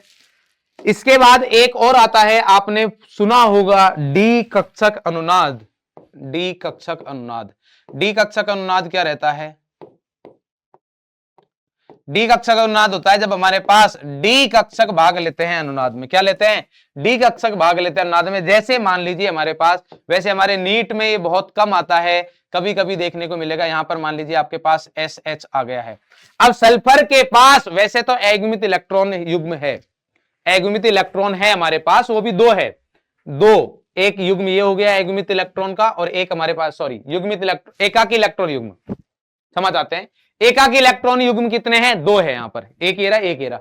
तो यहां पर माइनस, माइनस का मतलब क्या है कि 2 इलेक्ट्रॉन, तो इसके पास 2 इलेक्ट्रॉन, इसके पास 2 इलेक्ट्रॉन। बोले भैया ऐसे तो बंद बनेगा नहीं, क्योंकि बंद बनने के लिए क्या चाहिए, 2 इलेक्ट्रॉन चाहिए और 2 कक्षक चाहिए। तो हमारे पास कक्षक है, 2 इलेक्ट्रॉन है, तुम सिर्फ खाली कक्षक लेके आओ। तो इसके जो पी कक्षक है उनके पास तो इलेक्ट्रॉन है, तो इसका जो डी कक्षक है वो आता है, कौन आएगा, डी कक्षक। क्योंकि सल्फर तीसरे आवर्त का है परमाणु, तो इसके पास डी कक्षक भी रहता है, तो इसका खाली जो डी है उसमें इलेक्ट्रॉन जाएंगे, और यहां पर जो अनुनादी संरचना बनेगी वो बनेगी CH2 double bond SH। Sulphur ने इलेक्ट्रॉन किए इसलिए माइनस, यहां पर भी एक माइनस था, यहां पर भी एक माइनस है। तो ये इस तरीके से हमारे पास अनुनादी संरचनाएं बनती है।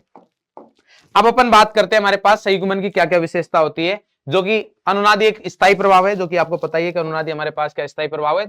2-3 जो विशेषता है वो मैंने लिख दी है। अनुनाद में केवल इलेक्ट्रॉन का विस्थानीकरण होता है, ध्यान रखिएगा, परमाणुओं का नहीं होता है। मतलब अगर आपसे पूछा जाए कि क्या ये अनुनादी संरचनाएं हैं, CH3C double bond O CH3, और यहां पर ये क्या कर दिया हमारे पास CH3COH द्विबंध CH2, तो क्या ये अनुनादी संरचना है, नहीं। क्यों, क्योंकि यहां पर हाइड्रोजन परमाणु का स्थानांतरण हो रहा है, विस्थानीकरण हो रहा है, जो कि पॉसिबल नहीं है। ये तो आपको पता है, चलाव्यवता है। क्या है, चलाव्यवता, जो कि आप पढ़ चुके हो। नेक्स्ट आता है, सभी अनुनादी संरचनाओं में युग्मित इलेक्ट्रॉन की संख्या और अयुग्मित इलेक्ट्रॉन की संख्या समान रहती है। मतलब जितने युग्मित है उतने ही, मतलब जितने युग्मित एक अनुनादी संरचना में है उतने ही दूसरे में रहेंगे, उतने। हाँ, ऐसा हो सकता है किसी में बंधित हो, किसी में अबंधित, मतलब किसी में पाई बंध में आगे, किसी में लोन पेयर में आगे, वो ऐसा हो सकता है। बट बंधित इलेक्ट्रॉनों की संख्या और अबंधित इलेक्ट्रॉनों की संख्या क्या रहने वाली है, समान रहने वाली है। और जो मैंने आपको बोला कि हमारे पास इसमें सिर्फ और सिर्फ क्या रहते हैं, अनुनादी संरचनाएं जो है काल्पनिक है, अनुनादी संकर वास्तविक होता है। और अनुनादी संरचना में कुल आवेश क्या रहता है, हमेशा नियत रहता है। दूसरी बात यह है हमारे पास कि जो अनुनाद रहता है वो दूरी पर निर्भर नहीं करता है। अनुनाद जो होता है वो हमारे पास दूरी पर निर्भर नहीं करता है। अनुनाद जो है दूरी पर निर्भर नहीं करता है, दूरी पर निर्भर नहीं करेगा, दूरी पर निर्भर नहीं करता है।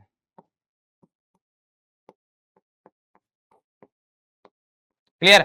और अनुनादी संरचना में अभी अपन बात करेंगे आगे कि अनुनादी संकर में, अनुनादी संकर में सबसे अधिक योगदान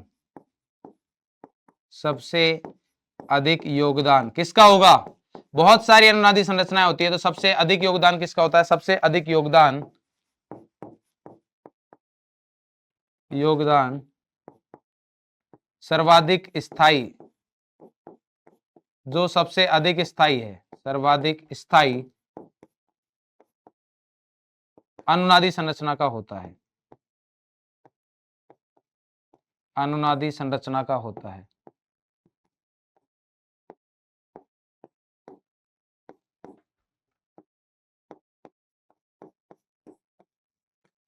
सिंपल सी बात यह है कि जितना अनुनादी संरचना स्थायी, उसका अनुनादी संकर में उसका कंट्रीब्यूशन भी उतना ही ज्यादा होगा। क्लियर।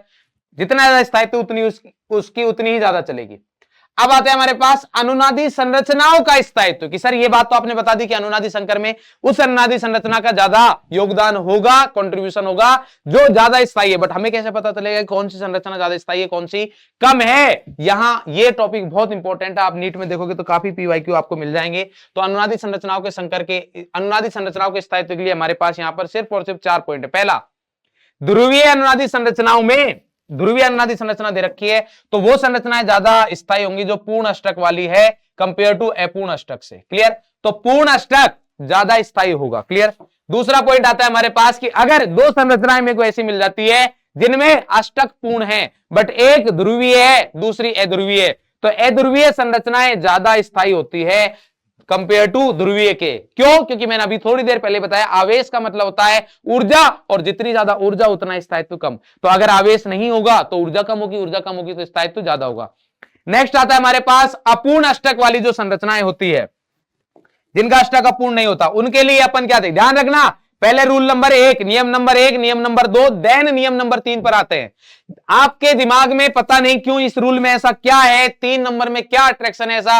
आप लोगों ने कहावत भी सुनी होगी, 3 तिगाड़ा काम बिगाड़ा, तो ये वही नियम है जो आपके काम को बिगाड़ेगा, क्योंकि आपके दिमाग में सिर्फ और सिर्फ यही नियम रह जाता है कि सर अधिक विद्युत ऋणी परमाणु पर ऋणावेश स्थायी होता है और कम विद्युत ऋणी परमाणु पर धनावेश स्थायी होता है। सबसे पहला नियम आप यही चेक करते हो, बट ये नहीं करना है, ये करना है तब जब आपके पहले दो नियम से आप स्थायित्व डिसाइड नहीं कर पा रहे। क्लियर? तो ये तब लगाएगा जब अपूर्ण अष्टक है। अगर पूर्ण अष्टक है तो हमारे पास ये दो है। तो अपूर्ण अष्टक वाली संरचनाओं के लिए अधिक ईएन मतलब अधिक विद्युत ऋणी परमाणु पर ऋणावेश तथा कम ईएन वाले परमाणु पर धनावेश अधिक स्थायी होता है। अगर इसका उल्टा है, अधिक विद्युत ऋण परमाणु पर धनावेश आ गया तो वो कम स्थायी रहता है, और कम विद्युत ऋण परमाणु पर ऋणावेश आ गया तो वो कम स्थायी होता है। लास्ट आता है हमारे पास जो कि आप सभी को पता है, विपरीत आवेश में क्या होता है, आकर्षण। तो अगर विपरीत आवेश नजदीक है तो स्थायित्व बढ़ेगा, और अगर समान आवेश पास पास आ रहे हैं तो आकर्षण तो होगा नहीं, क्या होगा, प्रतिकर्षण, तो स्थायित्व क्या होगा, कम होगा। तो समान आवेश पास आने पर क्या होता है, स्थायित्व घटता है। ऐसे में यह भी बोल सकता हूं कि अगर विपरीत आवेश दूर दूर है और विपरीत आवेश पास पास है तो पास पास वाला ज्यादा स्थायी होगा। क्लियर?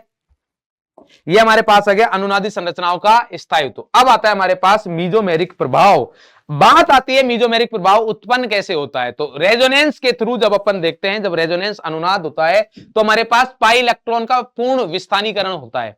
तो जो हमारे पास संयुग्मित सिस्टम है, संयुग्मित क्या है, हमारे पास निकाय है, उसमें से या तो इलेक्ट्रॉन खींचेगा वो समूह या उसको इलेक्ट्रॉन देगा। इसकी वजह से संयुग्मित समूह पर या तो इलेक्ट्रॉन बढ़ेंगे या इलेक्ट्रॉन घनत्व कम होगा।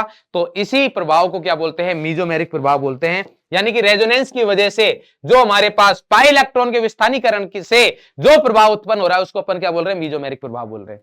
ये हमारे पास दो तरीके का होता है, वही सेम, प्लस और माइनस। जैसा कि मैंने आपको थोड़ी देर पहले बताया था कि प्लस यानी कि धनी, तो प्लस यानी कि देने वाले, यानी कि प्लस प्रभाव जो है ये कौन करेंगे, दाता समूह करेंगे। क्या करेंगे, दाता समूह। और संयुग्मित निकाय में इलेक्ट्रॉन देंगे। जैसे मान लीजिए हमारे पास ये CH2 डबल बॉन्ड CH है, ये हमारे पास संयुग्मित निकाय मैंने मान लिया। यहां पर हमारे पास ये G ग्रुप लगा हुआ है, ये G ग्रुप की जगह मैं यहां पर लिखूंगा EDG। इतना सा ध्यान रख लेना, D फॉर दाता मान लो, वैसे इंग्लिश में वर्ड होता है ये डोनेटिंग, इलेक्ट्रॉन डोनेटिंग ग्रुप। ये शॉर्ट में लिखना है इसलिए मैं इंग्लिश यूज कर रहा हूं, EDG, इलेक्ट्रॉन डोनेटिंग ग्रुप। तो ये जो इलेक्ट्रॉन डोनेटिंग ग्रुप है ये क्या करेगा, इसको इलेक्ट्रॉन देगा। ये क्या करेगा, इसको इलेक्ट्रॉन देगा। और जैसे ये इसको इलेक्ट्रॉन, ऐसे मान लीजिए आप, यहां पर मैं बहुत ही सिंपल तरीके से बताता हूं, Z माइनस। अगर आप इस को संयुग्मित निकाय मान रहे हो तो अभी आप देख रहे हो कि ये न्यूट्रल है। कैसा है, न्यूट्रल यानी कि उदासीन है। बट जैसे मैं इसकी अनुनादी संरचना बनाऊंगा तो यहां पर क्या है, ऋणावेश, तो ये बंद कैसे घूमेगा, ऐसे। तो यहां पर ये बंद जब ऐसे घुमा तो CH2 पर आ गया माइनस, ये बना CH द्विबंध CH2, ये बन गया हमारे, सॉरी CH2 नहीं, Z, क्या बन गया, Z। तो अगर आप यहां पर देखोगे तो इस Z ने क्या किया है, Z ने इस निकाय को इलेक्ट्रॉन दिए। कैसे पता, क्योंकि सर यहां पर ये निकाय उदासीन था, और अगर आप यहां पर देखोगे तो सर इस निकाय पर ऋणावेश है, उदासीन से ऋणावेश बन रहा है, इसका मतलब इलेक्ट्रॉन दिए गए। तो ये जो समूह है, ये जो समूह है, ये जो परमाणु है, क्या लगाएगा, प्लस M प्रभाव लगाएगा। जबकि अगर मान लीजिए हमारे पास ऐसा कुछ हो जाए, कैसा, ऐसा कि CH2 द्विबंध CH है और यहां पर मान लीजिए Z प्लस आ गया, क्या आ गया, Z प्लस। अब ये धनावेशित है, कैसा है, धनावेशित। इसको क्या चाहिए, मैं ये नहीं बोल रहा कि धनावेशित ही -M लगाएंगे और ऋणावेशित ही +M लगाएंगे, मैंने सिंपल सा एक एग्जांपल दिया आपको। यहां पर अगर बात करें तो अब इसको बंद बनाने के लिए इलेक्ट्रॉन चाहिए होंगे। ये हमारे पास क्या है, ये संयुग्मित निकाय है, CH2 द्विबंध CH क्या है, संयुग्मित निकाय। ये कैसा है, भी उदासीन। ये Z प्लस के साथ रेजोनेंस कर रहा है, रेजोनेंस यानी कि क्या कर रहा है, अनुनाद कर रहा है। तो यहां पर जब ये बंद बना तो CH2, इस बंद के दोनों इलेक्ट्रॉन इधर गए तो इसके पास कौन सा आ गया, धनावेश, ये बना CH, और ये आ गया हमारे पास डबल बॉन्ड जेड, जेड के ऊपर इलेक्ट्रॉन आए तो ये माइनस हो गया है हमारे पास, उस पर कोई चार्ज नहीं आएगा, प्लस माइनस न्यूट्रल। अब अगर आप इस निकाय को देखोगे तो क्या बन गया, धनावेशित। पहले उदासीन से ऋणावेशित बनाता, अभी उदासीन से धनावेशित। धनावेशित कब बनेगा, जब इलेक्ट्रॉन खींचेंगे तभी तो धनावेशित बनेगा, क्योंकि उसका इलेक्ट्रॉन खींच लिए, इलेक्ट्रॉन खींचेंगे तो प्लस चार्ज ज्यादा बच जाएगा, जिसकी वजह से उस पर धनावेश आ जाएगा। तो ये हमारे पास है। तो माइनस एम में क्या होता है, संयुग्मित इलेक्ट्रॉन से इलेक्ट्रॉन लेना, संयुग्मित इलेक्ट्रॉन में इलेक्ट्रॉन देना, ग्राही समूह द्वारा जो है वो हमारे पास लगेगा। अब सर सबसे बड़ा समस्या जो हमारा है वो आप मिटा दीजिए कि सर किसका प्लस एम किसका माइनस एम रहेगा, यही हमें दिमाग में नहीं चलता। पहली बात, प्लस एम किसका लगेगा, माइनस एम किसका लगेगा, या आपने नोटबुक में नोट कर लीजिए। इसका विद्युत ऋणता से कोई लेना देना नहीं है, आई इफेक्ट में होता है, बट यहां विद्युत ऋणता ये डिसाइड नहीं करेगी कि किसका प्लस एम लग रहा है किसका माइनस एम लग रहा है। हां, अगर एक बार ये हम डिसाइड कर ले, ये निश्चित कर ले कि किसका प्लस एम किसका माइनस एम लग रहा है, तो विद्युत ऋणता की हेल्प से, विद्युत ऋणता के सहयोग से हम ये निर्धारित कर सकते हैं कि किसका प्लस एम ज्यादा या कम लग रहा है, किसका माइनस एम कम या ज्यादा लग रहा है। बट आप ये डिसाइड नहीं करोगे यहां पर कि किसका प्लस एम लग रहा है किसका माइनस एम, सिर्फ उसका जो क्रम है, जो उसका प्रभाव है, जो उनका ऑर्डर है, वो आप यहां से डिसाइड कर सकते हो। क्लियर। तो यहां पर अगर बात करें कि कैसे पहचानेंगे, सर पहचान क्या है, तो पहचान ये है हमारे पास बहुत ही सिंपल, संयुग्मित संयुग्मित निकाय, ये बेंजीन भी हो सकता है, क्या हो सकता है, बेंजीन भी लिख देता हूं मैं, जनरली सामान्यतः आपको बेंजीन मिलेगा, से सीधे जुड़े परमाणु, सीधे जुड़े परमाणु के पास क्या रहेगा, लोन पेयर। लोन पेयर किसको बोलते हैं, एकाकी इलेक्ट्रॉन युग्म, एकाकी इलेक्ट्रॉन युग्म। अगर ये रहता है तो हमारे पास प्लस एम होगा, अगर ये नहीं रहता है तो फिर प्लस एम तो नहीं रहने वाला है। ठीक है। इसके अलावा हमारे पास एक और आएगा, वो मैं बता देता हूं कि हमारे पास अगर संयुग्मित निकाय से CH द्विबंध CH2 जुड़ा हो, मतलब जो कि मैंने बोला कि समान परमाणुओं के बीच में बहुबंध हो, तो नाभिक स्नेही, नाभिक स्नेही मतलब जो इलेक्ट्रॉन देता है, तो ये इलेक्ट्रॉन देने वाले हैं, या फिर पीएच, इनका भी क्या लगता है, प्लस एम लगता है। क्लियर। अब इनके अगर उदाहरण की बात करेंगे हमारे पास, तो उदाहरण लिखते हैं अपन बहुत सारे, जैसे आप देखिएगा OH ऑक्सीजन के पास है, O minus, yes, CH2 minus, yes, NH2, yes, NH, C double bond OCH3। बाद में क्या हो रहा है कोई मतलब नहीं है। नाइट्रोजन के पास क्या है, लोन पेयर, तो इसका क्या लगेगा, प्लस एम। सर हेलोजन का प्लस एम, क्यों, क्योंकि फ्लोरीन, क्लोरीन, ब्रोमीन, आयोडीन सभी के पास क्या रहते हैं, लोन पेयर रहते हैं, तो इन सब का क्या लगेगा, प्लस एम लगेगा। OCH3 लिख लो, क्या आ गया, OCH3, इन सब का क्या है, प्लस एम। तो आपको सिर्फ ये देखना है कि पहले परमाणु के पास युग्मित इलेक्ट्रॉन, वो एकाकी इलेक्ट्रॉन युग्म है या नहीं है, सिर्फ ये देखना है। नेक्स्ट आता है हमारे पास minus M. Sir minus M की पहचान कैसे होगी, तो माइनस एम की पहचान भी बहुत सिंपल है, क्या, कि संयुग्मित निकाय, पहचान संयुग्मित निकाय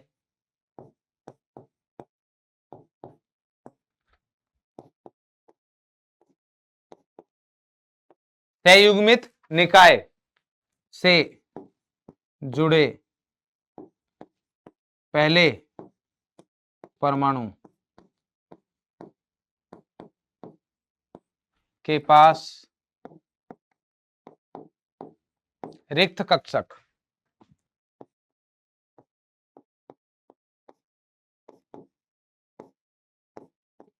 हो। क्लियर। इसकी आपके लिए आसान भाषा में, जो नीट के लिए जो काफी है, वो हमारे पास ये है कि ए द्विबंध बी, मतलब ए बहुबंध बी, या ए ट्रिपल बॉन्ड बी त्रिबंध बी, ए बहुबंध बी होना चाहिए और बी की विद्युत ऋणता क्या है, ए से ज्यादा होनी चाहिए। अगर ऐसा है तो हमारे पास इस समूह का माइनस एम लगेगा। इसका सिंपल से एग्जांपल की अगर मैं बात करूं तो देखना आपके समझ में आएगा कि C double bond O H, इसके फर्स्ट परमाणु के पास लोन पेयर नहीं है, बट यहां कार्बन ऑक्सीजन के बीच में बहुबंध है और ऑक्सीजन अधिक विद्युत ऋणी है, तो क्या लगेगा minus M.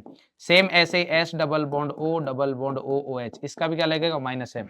Important one, NO2, nitrogen के पास आपको लोन पेयर दिखाई देता है बट NO2 में नहीं होता, क्यों?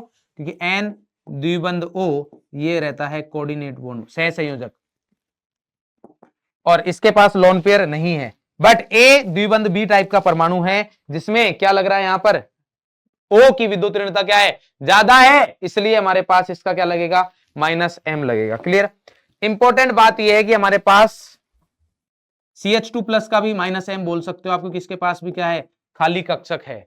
CH2 प्लस के पास भी क्या है खाली कक्षक है। यहां पर ध्यान देना कि एक बहुत ही इंपॉर्टेंट पॉइंट बताता हूं, और वो हमारे पास ये है कि अपन अगर बात करें इसकी, ये है NH3 प्लस, तो आप बताइए मेरे को कि इसमें कौन सा प्रभाव लगेगा, कौन सा प्रभाव लगेगा, प्लस एम की माइनस एम। तो आपके दिमाग में आ रहा होगा सर पॉजिटिव चार्ज है, प्लस चार्ज है, तो ये क्या लगेगा यहां पर माइनस एम लगेगा। बट अगर आप यहां पर बंद बनाते हो, यहां पर क्या बनाते हो बंद बनाते हो, तो जैसे ही आप बंद बनाओगे तो यहां ये डबल यहां पर प्लस चार्ज आ गया, यहां पर नाइट्रोजन ये H, ये 2H इधर है, तो नाइट्रोजन ने 5 बंद बना लिए। कितने हो गए 5 बंद हो गए, जो कि इसकी क्षमता से बाहर है, तो इसमें कोई रेजोनेंस नहीं हो रहा है, अनुनाद नहीं हो रहा है। NH3 प्लस का अनुनाद नहीं है, NH3 प्लस का अनुनाद नहीं है। यहां पर भी दो तरीके से क्वेश्चन पूछा जा सकता है। वो बोलेगा कि इस यौगिक में अनुनाद नहीं हो रहा है, क्या ये सत्य वचन है? नहीं, ये तो है सत्य है, अनुनाद तो हो रहा है। किसमें? बेंजीन रिंग के अंदर हो रहा है ना अनुनाद, उसको कौन रोक रहा है? कोई नहीं रोक रहा। बट बेंजीन का NH3 प्लस के साथ अनुनाद है? नहीं सर, बेंजीन का CH3 प्लस के साथ अनुनाद नहीं है। क्यों नहीं है? क्योंकि सर NH3 प्लस जो है वो बंद नहीं बना सकता नाइट्रोजन, क्योंकि उसके 5 बंद हो जाएंगे। कितने बंद हो जाएंगे? 5 हो जाएंगे। ठीक, तो ये हो गया हमारे पास। अब आता है हमारे पास इनका क्रम कि किसका प्लस एम ज्यादा लगेगा, किसका माइनस एम। तो उसके बेसिस पर अगर बात करें तो प्लस एम माइनस एम, जैसा कि मैंने आपको बताया कि आप विद्युत ऋणता से ये डिसाइड कर सकते हो, ये निर्धारित कर सकते हो कि किसका प्लस एम ज्यादा लग रहा है, किसका माइनस एम, बट ये डिसाइड नहीं कर सकते किसका प्लस किसका माइनस लगेगा। ज्यादा कम विद्युत ऋणता से देख सकते हो, बट किसका प्लस किसका माइनस लग रहा है एम एम वो डिसाइड नहीं कर सकते। क्लियर। तो यहां पर हमारे पास यहां पर देखोगे प्लस एम का अगर क्रम है तो CH2 माइनस का प्लस एम ज्यादा है NH माइनस से, देन O माइनस से। तीनों ही ऋणायन है, कार्बन की विद्युत ऋणता कम है, तो कार्बन की इलेक्ट्रॉन देने की जो प्रवृत्ति है वो ज्यादा है, इसलिए उसका प्लस एम ज्यादा है। यहां पर देखोगे ये sp2 संकरित कार्बन, ये sp3 संकरित सॉरी sp संकरित कार्बन है, तो sp2 संकरित कार्बन की विद्युत ऋणता 2.75, यहां पर 3.25, तो इसकी इलेक्ट्रॉन देने की प्रवृत्ति कम है, इसकी ज्यादा है, जिसकी इलेक्ट्रॉन देने की प्रवृत्ति ज्यादा, तो प्लस एम ज्यादा। यहां पर भी नाइट्रोजन ऑक्सीजन में से किसके इलेक्ट्रॉन देने की प्रवृत्ति ज्यादा होगी? नाइट्रोजन की, तो ये ज्यादा है। ध्यान रखना ये जो है न्यूट्रल है, यहां पर जो हमारे पास है वो कैसे है? एनायन, एनायन यानी कि ऋणायन। यहां पर अगर आपसे पूछा जाए कि O माइनस और NH माइनस में से किसका प्लस एम ज्यादा होगा, सॉरी NH2 से, तो O माइनस का ज्यादा होगा। उसका रीजन क्या है? उसका रीजन ये है क्योंकि ये ऋणायन है, ये उदासीन है, ये सब उदासीन है, तब हमारे पास ये आएगा। क्लियर। तो विद्युत ऋणता के अकॉर्डिंग ये ध्यान रखना भी OH का प्लस एम OR से ज्यादा होता है। NH2 NHC double bond OR में क्या होगा सर? यहां पर ऑक्सीजन के साथ भी ये चीजें हो सकती है, तो नाइट्रोजन इलेक्ट्रॉन दे रहा है, नाइट्रोजन के साथ जो जुड़े हुए हैं वो कौन जुड़े हैं? हाइड्रोजन। बट यहां पर अगर नाइट्रोजन के साथ जुड़े हुए हैं, ये समूह जुड़ा हुआ है, इस समूह को अगर देखोगे तो कार्बन और ऑक्सीजन में से किसकी विद्युत ऋणता ज्यादा है? ऑक्सीजन की। तो यह क्रम याद नहीं रखना है। अब ध्यान से देखना, अगर इसकी इलेक्ट्रॉन ऑक्सीजन की विद्युत ऋणता ज्यादा है तो यह इलेक्ट्रॉन खींचेगा, तो कुल मिला के नाइट्रोजन से अब यहां कार्बन पे कौन सा चार्ज आएगा? प्लस धनावेश, तो ये नाइट्रोजन से अब इलेक्ट्रॉन खींचेंगे, तो नाइट्रोजन को बाहर इलेक्ट्रॉन देने की प्रवृत्ति क्या हो जाएगी? कम हो जाएगी, इसलिए यहां पर प्लस एम कम लग रहा है और यहां प्लस एम ज्यादा लगेगा। माइनस एम में वही NO2 सबसे ज्यादा, देन CN, उसके बाद C double bond OH, OR, OOH carboxylic और एमाइड। क्या रीजन है? बहुत सिंपल है, NO2CN का समझ में आता है कि NO2 नाइट्रोजन विद्युत ऋणी है, फिर दो ऑक्सीजन जुड़े हुए हैं। CN में कार्बन के साथ त्रिबंध से नाइट्रोजन जुड़ा हुआ है, जिसकी विद्युत ऋणता ज्यादा होती है। यहां पर अगर देखोगे, यहां H, यहां R, यहां OH, यहां NH2, तो OR और NH2 में अगर देखोगे तो ऑक्सीजन भी इलेक्ट्रॉन दे सकता है, तो ये कार्बन इलेक्ट्रॉन खींचेगा बाहर वालों से, बट ये ऑक्सीजन खुद इसको इलेक्ट्रॉन दे सकता है, इसलिए इस कार्बन के इलेक्ट्रॉन खींचने की प्रवृत्ति कम हुई। नाइट्रोजन भी इसको इलेक्ट्रॉन दे सकता है और नाइट्रोजन की ऑक्सीजन से इलेक्ट्रॉन देने की प्रवृत्ति ज्यादा है, तो इस कार्बन की बाहर वालों से इलेक्ट्रॉन खींचने की प्रवृत्ति क्या होगी, कम होगी, इसलिए एमाइड जो समूह है वो बाद में आएगा कार्बोक्सिलिक से। क्लियर। यहां पर R है जिसका प्लस आई लगता है, तो ये भी इसको विद्युत ऋणता देगा, तो सॉरी इलेक्ट्रॉन समूह इलेक्ट्रॉन देगा, जिसकी वजह से विद्युत इलेक्ट्रॉन खींचने की प्रवृत्ति इस कार्बन की कम होगी इससे। तो ये हमारे पास क्रम आने वाला है। क्लियर। अब आता है हमारे पास एक और टॉपिक है छोटा सा, जो है हमारे पास एरोमेटिसिटी या एरोमेटिकता। क्लियर। सर ये बीच में कैसे आ गया, वो एक ही बात है, कुछ बाद में पढ़ाते हैं कुछ पहले, कोई फर्क नहीं पड़ता है। यहां पर हमारे पास एरोमेटिसिटी के बेसिस पर तीन टाइप से अपन क्लासिफिकेशन कर सकते हैं, बांट सकते हैं। एक है एरोमेटिक कंपाउंड, एक है एंटी एरोमेटिक। एंटी एरोमेटिक को आप प्रति एरोमेटिक भी बोल सकते हो, ऐसा नहीं है कि इसकी हिंदी नहीं आती है, ये क्या है, प्रति एरोमेटिक। क्लियर। और वो नॉन को नॉन एरोमेटिक ही बोलते हैं। ये हमारे पास तीन इनके क्लासिफिकेशन है। अब यहां पर हम कैसे पहचानेंगे कौन एरोमेटिक है, कौन एंटी एरोमेटिक है और कौन नॉन एरोमेटिक है, तो बहुत ही सिंपल है। कंडीशन क्या है, शर्तें क्या है एरोमेटिक होने की, तो एरोमेटिक होने की शर्तें यह है कि चक्रीय होना चाहिए, क्या होना चाहिए, चक्रीय, समतलीय होना चाहिए और पूर्णतः संयुग्मन, किसमें, वलय में, पूर्णतः संयुग्मन वलय में, वलय के अंदर पूर्णतः संयुग्मन होना चाहिए। यहां पर भी वलय के अंदर पूर्णतः संयुग्मन होना चाहिए। पहला चक्रीय, यानी कि अगर यौगिक चक्रीय नहीं, यौगिक में वलय नहीं है, तो वहां पर एरोमेटिक और प्रति एरोमेटिक होने का कोई चांस नहीं है, एंटी एरोमेटिक होने का कोई चांस नहीं। दूसरा समतलीय वलय होनी चाहिए, समतलीय वलय, वलय के बारे में बात हो रही है, वलय क्या होनी चाहिए हमारे पास, समतलीय होनी चाहिए। यहां पर भी वलय कैसी होनी चाहिए, समतलीय वलय होनी चाहिए। क्लियर। तीन तीन पॉइंट स्टार्टिंग के दोनों में सेम है। फिर आता है हमारे पास 4n+2 पाई इलेक्ट्रॉन होने चाहिए वलय के अंदर, किसमें, एरोमेटिक में। और ये जो रूल है इसको बोलते हैं हकल रूल, क्या बोलते हैं, हकल नियम। तो एरोमेटिक के लिए 4n+2 पाई इलेक्ट्रॉन होने चाहिए, जबकि एंटी एरोमेटिक के लिए 4n पाई इलेक्ट्रॉन होनी चाहिए। अगर ये चारों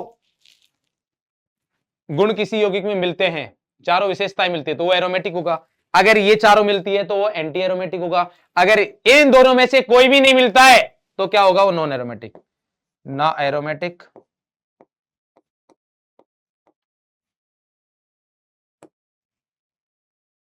एरोमेटिक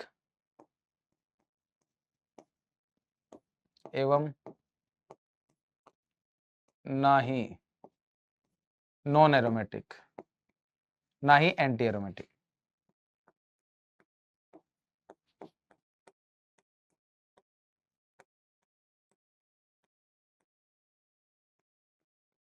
तो अगर यौगिक एरोमेटिक और नॉन एरोमेटिक दोनों ही नहीं है, एरोमेटिक और एंटी एरोमेटिक दोनों नहीं है, तो क्या रहेगा, नॉन एरोमेटिक रहेगा। क्लियर। इनके अगर कुछ एग्जांपल्स की बात करें हमारे पास, तो बेंजीन हो गया 6 पाई इलेक्ट्रॉन, नेप्थलीन हो गया, एंथ्रासीन हो गया, ये हो गया हमारे पास। क्लियर। यहां पर ध्यान से देखना, ये जो है हमारे पास ये भी एरोमेटिक है, ये क्या है हमारे पास एरोमेटिक। क्यों है सर, यहां तो 6 पाई इलेक्ट्रॉन नहीं है। अगर कोई लोन पेयर अनुनाद में भाग ले रहा है तो वो पाई इलेक्ट्रॉन कहलाते हैं, क्या कहलाते हैं, पाई इलेक्ट्रॉन। अगर कोई योगी, अगर कोई लोन पेयर यानी कि एकाकी इलेक्ट्रॉन युग्म अनुनाद में भाग ले रहे, तो वो क्या होंगे हमारे पास, वो हमारे पास होंगे पाई इलेक्ट्रॉन। तो यहां पर 6 पाई इलेक्ट्रॉन हो गए, तो ये क्या हो गया, एरोमेटिक। एंटी एरोमेटिक का अगर एग्जांपल देखोगे तो ये आ गया हमारे पास। एक क्वेसी एरोमेटिक भी होता है, उसको कोई मतलब नहीं है पढ़ाने का, आयंस की वजह से जो एरोमेटिक होता है उसको क्वेसी एरोमेटिक बोलते हैं।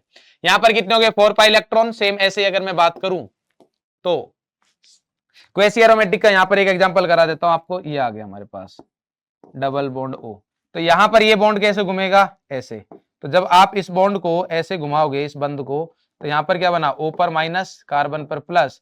तो ये 2 पाई इलेक्ट्रॉन है, कंटिन्यूअस के लगातार रेजोनेंस हो रहा है, सब कुछ चक्रीय भी है, sp2 समतलीय है, सब कुछ। तो ये जो यौगिक है किसमें आता है, एरोमेटिक में आता है, और इसी को क्वेसी एरोमेटिक बोलते हैं। क्लियर। ये हमारे पास आ गया। और लास्ट ये है, ये जो होते हैं अनस्टेबल होते हैं, ये क्या होते हैं, अस्थाई, कमरे के तापमान पर अस्थाई, कमरे के ताप पर, क्या होते हैं, अस्थाई होते हैं। तो ये द्विलक बना लेते हैं। क्या बना लेते हैं, द्विलक। द्विलक कैसे बनाएगा, ये एक यौगिक मिला, ये दूसरा मिला, ये द्विलक बना लिया, यहां से ये बंद खुल जाएगा, दूसरे वाले का भी खुल जाएगा, इस तरीके बन जाएगा। क्लियर। अगर मैं इनके स्थायित्व की बात करूं, अगर इनके स्थायित्व का बात किया जाए,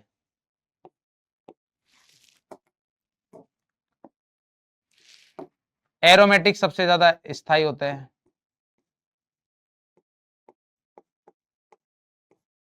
उसके बाद नॉन एरोमेटिक, ध्यान रखना, एंटी एरोमेटिक सबसे ज्यादा, और एरोमेटिक का अपोजिट दुश्मन प्रति एरोमेटिक सबसे कम रहेगा। तो ये आ गया नॉन एरोमेटिक,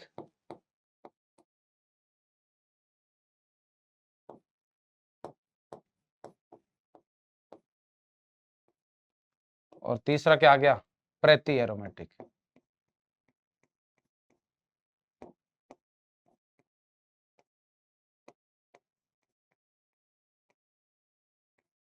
क्लियर। अब आता है हमारे पास अतिसंयुग्मन प्रभाव। क्या आता है, अतिसंयुग्मन प्रभाव। तो अतिसंयुग्मन क्या होगा हमारे पास, अतिसंयुग्मन प्रभाव जिसको अपन हाइपर कॉन्जुगेशन भी बोलते हैं, या एच प्रभाव भी, एच इफेक्ट भी बोलते हैं, किसकी वजह से होता है, CH सिग्मा बंध। ध्यान रखना, CH सिग्मा बंध जो है, के इलेक्ट्रॉन का पूर्ण स्थानांतरण, जैसा रेजोनेंस में होता है, अनुनाद में होता है, वैसा ही यहां पर पूर्ण स्थानांतरण हो रहा है। बट यहां पर CH सिग्मा बंध का बंध या स्थानांतरण किसके साथ होगा हमारे पास, धनावेश के साथ या मुक्त इलेक्ट्रॉन की ओर होना, क्या कहला है, इसे अतिसंयुग्मन प्रभाव कहते हैं। ये जो प्रभाव है इसको अबंधित अनुनाद यानी कि नॉन बॉन्डेड रेजोनेंस भी बोलते हैं, नो बॉन्ड रेजोनेंस भी बोलते हैं। क्लियर। यह प्रभाव नाथन एवं बेकर ने दिया था, तो इसलिए नाथन बेकर प्रभाव भी बोलते हैं। स्थायी प्रभाव ये आप सभी को पता है, क्योंकि ये अभी स्थायी वाले ही चल रहे हैं। क्लियर है। अब हमारे पास आता है कि सर हमें कैसे पता चलेगा कि हमारे पास अतिसंयुग्मन होगा नहीं होगा, तो शर्तें क्या है। तो यहां से आपको सारी चीजें समझ में आ जाएंगी। हमारे पास एच प्रभाव की शर्तें, एच प्रभाव की शर्तें बहुत ही आसान है, सिंपल सी बात है कि कम से कम एक अल्फा हाइड्रोजन उपस्थित होना चाहिए। क्या होना चाहिए, कम से कम एक अल्फा हाइड्रोजन उपस्थित होना चाहिए। बोले सर ये कैसे, अल्फा हाइड्रोजन किसको बोलेंगे, तो देखिए आप अल्फा हाइड्रोजन किसको बोल रहे हैं, sp3 कार्बन, जो कि ऐसा कार्बन जो sp3 संकरित हो, जो कि धनावेशित कार्बन से जुड़ा हो, या कार्बन मुक्त मूलक से जुड़ा हो, या फिर एल्कीन से, इवन एल्काइन से भी जुड़ा हो, तो उस कार्बन को अल्फा कार्बन एवं अल्फा कार्बन से जुड़ी हाइड्रोजन को क्या बोलेंगे अपन, अल्फा हाइड्रोजन बोलेंगे। तो हमारा जो सेंटर है वो ये है अल्फा हाइड्रोजन। अल्फा हाइड्रोजन क्या होगा, जो अल्फा कार्बन से जुड़ा हुआ है। अल्फा कार्बन क्या है, जो हमारे पास इस कार्बन से जुड़ा है, ये अल्फा कार्बन है क्योंकि ये कार्बोधनायन हो गया। या फिर हमारे पास कार्बन मुक्त मूलक से जुड़ा है, ये जो हमारे पास कार्बन, ये क्या है, अल्फा कार्बन, इससे जुड़ा हुआ क्या हाइड्रोजन, क्या है, अल्फा हाइड्रोजन। या फिर हमारे पास एल्कीन से जुड़ा हुआ है, ये जो हाइड्रोजन है हमारे पास, ये कार्बन जो है अल्फा, क्योंकि ये एल्कीन से जुड़ा है। मतलब कुल मिला के sp3 संकरित कार्बन से जुड़ा हुआ पांच वाला जस्ट कार्बन जो sp3 संकरित है, क्योंकि इस कार्बन का संकरण कौन सा होना चाहिए, sp3 होना चाहिए। ये कैसा होना चाहिए, sp3। ये भी कौन सा संकरित होना चाहिए, sp3। ये भी कौन सा होना चाहिए, sp3। तो इसको अपन क्या बोलेंगे, अल्फा कार्बन। क्लियर। तो अब हमारे पास क्या होगा, देखो सिंपल है, संयुग्मित होना चाहिए किसके साथ, संयुग्मन का क्या मतलब है, मैंने आपको बता दिया है कि कंटिन्यूअस, लगातार। तो CH सिग्मा बंध एवं धनावेश, CH सिग्मा बंध एवं धनावेश संयुग्मित हो, CH सिग्मा बंध एवं कार्बन मुक्त मूलक, CH सिग्मा बंध एवं एल्कीन संयुग्मित हो। बात समझ में आ गई, जो मैंने यहां पर बता रखा है ये सब संयुग्मित है, जस्ट पास वाले कार्बन पर, जस्ट पास वाले कार्बन। तो ये हमारे पास क्या है, संयुग्मन है। ये हमारे पास क्या है, संयुग्मन है। ये सभी केस क्या है, संयुग्मन के। अगर ऐसा है, अगर मान लीजिए यहां पर अल्फा कार्बन हुआ बट उसके पास हाइड्रोजन नहीं हुए, तो वहां पर क्या अतिसंयुग्मन होगा, नहीं, अतिसंयुग्मन नहीं होगा। क्या सर ऋणायन में अतिसंयुग्मन हो सकता है, नहीं, ऋणायन में अतिसंयुग्मन नहीं होता है। ऋणायन में अतिसंयुग्मन नहीं होगा।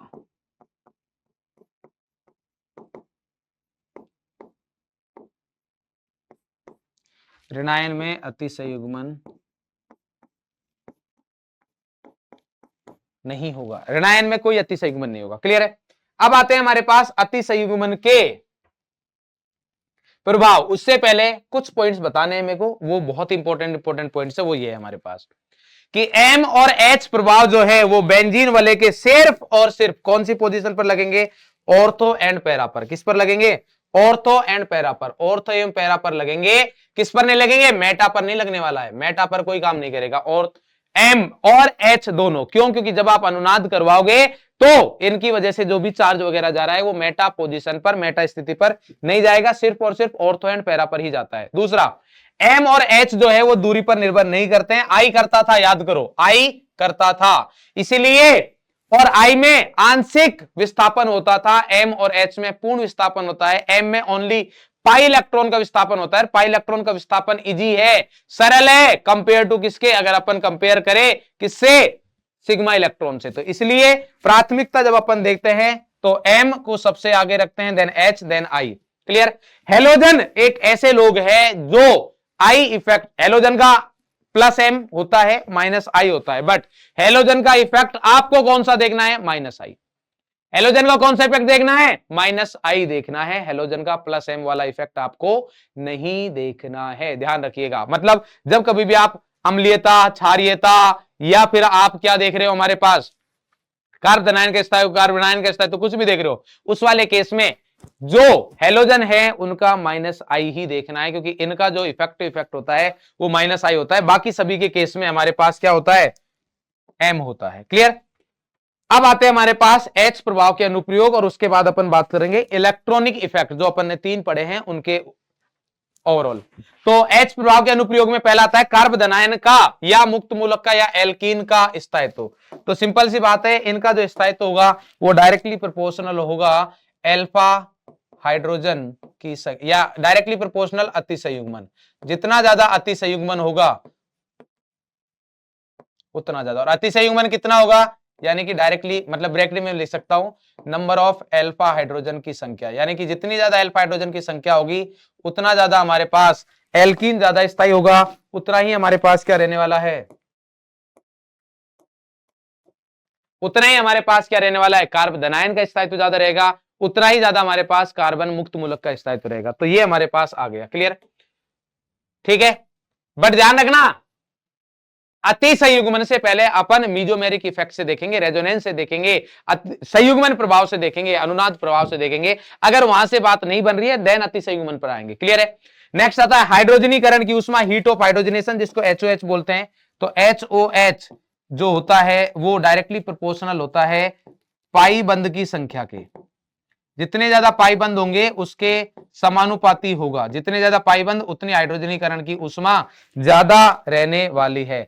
अगर मान लीजिए हमारे पास पाई बंद की संख्या समान हो, अगर पाई बंद की संख्या समान हो, पाई बंद की संख्या समान,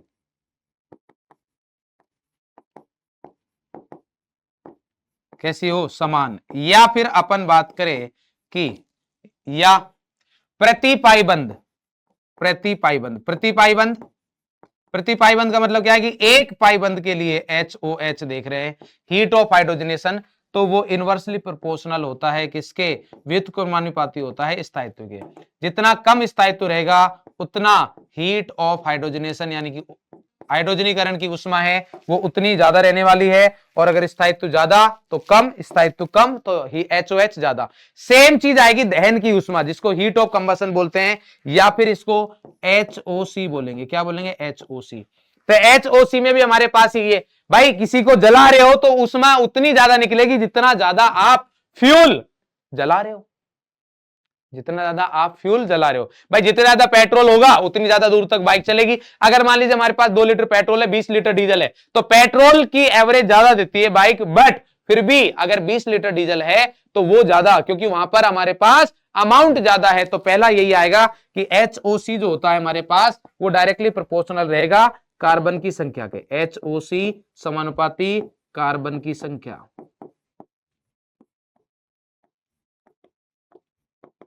बट अगर सर यहां पर भी जैसे आपने यहां पर फिक्स किया था कि कार्बन की संख्या को फिक्स कर दिया जाए, या फिर सर समावयवी होंगे, तो या फिर समावयवी होंगे तो यहां पर बोल सकते हैं अपन समावयवी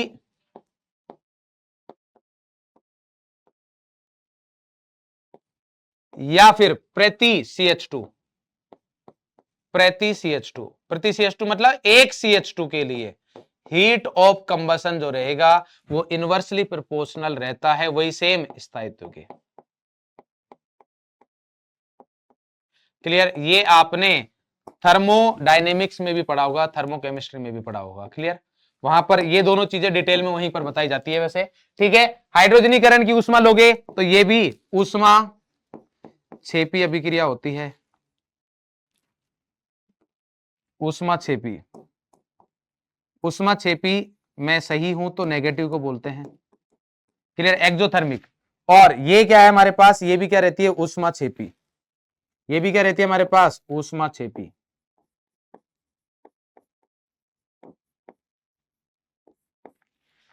यानी कि नेगेटिव। डेल्टा एच कैसा आएगा, नेगेटिव।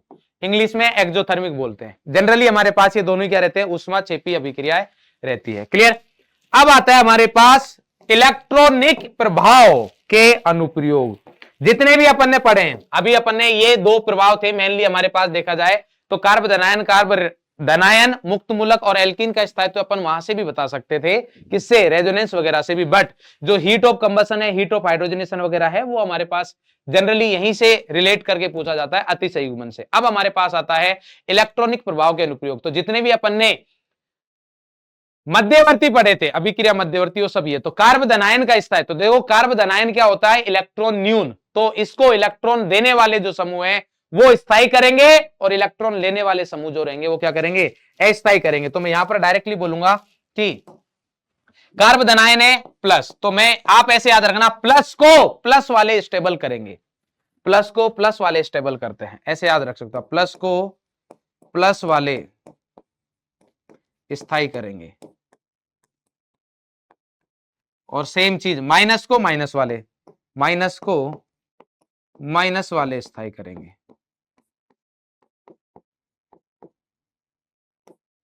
माइनस को माइनस वाले स्थायी करेंगे। क्यों?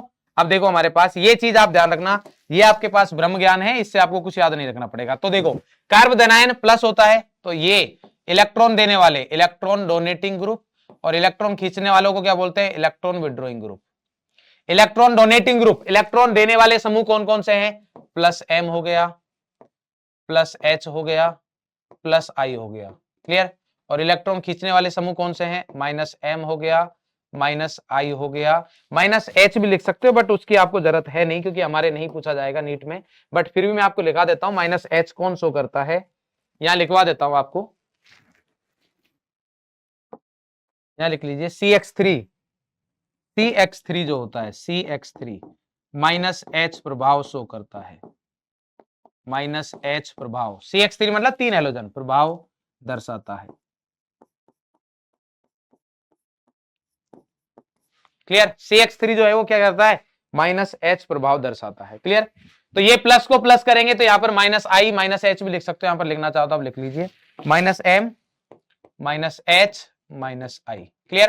क्योंकि ये प्लस है तो प्लस को प्लस वाले स्थायी कर रहे हैं और माइनस वाले अस्थायी करेंगे। ध्यान, अब क्वेश्चंस की प्रैक्टिस बेटा आपको करनी है, क्योंकि अगर मैं यहां पर क्वेश्चंस की प्रैक्टिस कराऊंगा तो फिर ये माइंड मैप नहीं रहेगा, फिर ये वन शॉट बन जाएगा। तो यहां पर ये है कि कम से कम टाइम में कॉन्सेप्ट रिवाइज करने हैं, क्वेश्चंस की प्रैक्टिस फिर आपको करनी है, और जो आपको लगता है कि ये मेरे इंपॉर्टेंट क्वेश्चंस है उनको आप मार्क करके रख लेना है कि भाई ये वाले क्वेश्चंस मेरे को रिवीजन में, जब कभी भी मान लीजिए मैं माइंड मैप वगैरह से रिवाइज कर रहा हूं तो ये पर्टिकुलर क्वेश्चंस है, जिन क्वेश्चन में मैं मिस्टेक करता हूं या करती हूं तो ये मेरे को रिवीजन में इंक्लूड करने ही करने हैं, जो इंपॉर्टेंट टाइप के क्वेश्चंस है। क्लियर?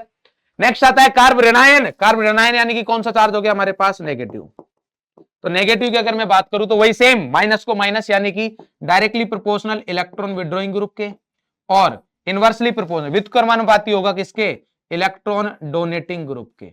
तो इलेक्ट्रॉन खींचने वाले यानी कि सब माइनस, यानी कि minus M minus H minus I, ये क्या करेंगे, इसको स्थायी करेंगे, और प्लस एम प्लस एच और प्लस आई ये क्या करेंगे, अस्थायी करेंगे। तो ये आ गया हमारे पास। मेरे हिसाब से इसमें आपको कोई समस्या नहीं होनी चाहिए। नेक्स्ट आता है हमारे पास कार्बन मुक्त मूलक। नेक्स्ट क्या आता है, कार्बन मुक्त मूलक का स्थायित्व। तो कार्बन मुक्त मूलक हमारे पास ये भी क्या होता है, इलेक्ट्रॉन न्यून होता है। ये क्या रहता है, इलेक्ट्रॉन न्यून। जैसे हमारे पास कार्ब धनायन होता है वैसे ये भी क्या रहता है, इलेक्ट्रॉन न्यून। तो इसको भी आप सेम वैसे ही मान के चलिए जैसे कार्ब धनायन होता है, तो यहां पर भी आप लिख सकते हो कि समानुपाती होगा इलेक्ट्रॉन डोनेटिंग ग्रुप के। क्यों? क्योंकि ये इलेक्ट्रॉन न्यून है, इसको इलेक्ट्रॉन चाहिए, तो इलेक्ट्रॉन डोनेटिंग ग्रुप इसको इलेक्ट्रॉन देंगे, इसका स्थायित्व बढ़ेगा। और व्युत्क्रमानुपाती होगा किसके, इलेक्ट्रॉन विड्रॉइंग ग्रुप के। तो इलेक्ट्रॉन देने वाले ग्रुप कौन कौन से हैं, plus M plus H plus I, और इलेक्ट्रॉन खींचने वाले ग्रुप कौन कौन से हैं, minus M minus H minus I. Clear? अब आते हैं हमारे पास नेक्स्ट, वो है क्षारीयता और अम्लीयता। क्षारीयता और अम्लीयता, अब यहां पर ध्यान रखिएगा, अम्लीय सामर्थ्य जो होती है वो डायरेक्टली प्रोपोर्शनल होती है किसके, संयुग्मी क्षार, संयुग्मी क्षार जो कि कैसा रहता है, ऋणायन के स्थायित्व पर।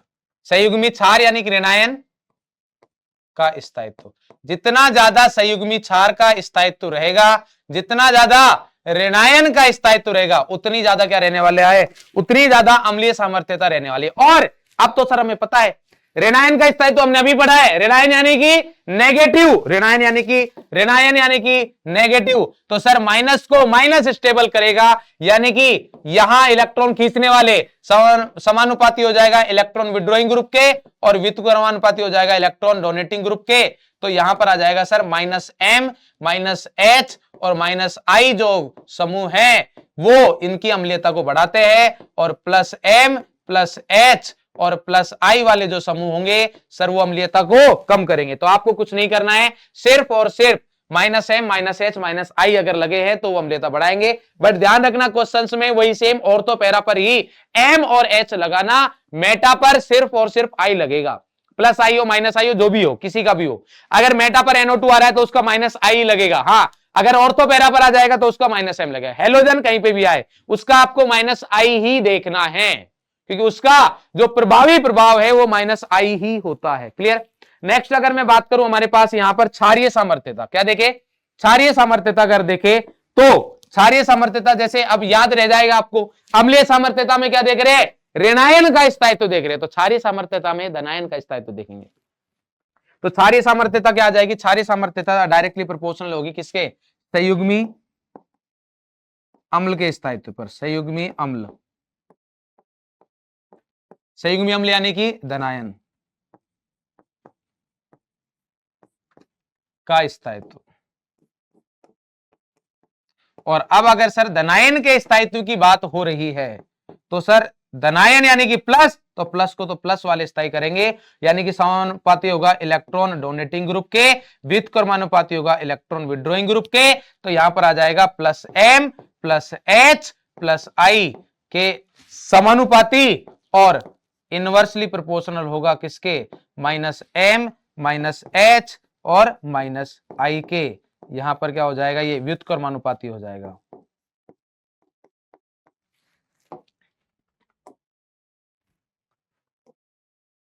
ये हमारे पास आ गए। मेरे हिसाब से इसमें आपको किसी प्रकार का कोई भी दुख दर्द पीड़ा कष्ट तनाव जैसी कोई चीज नहीं होनी चाहिए। क्लियर है?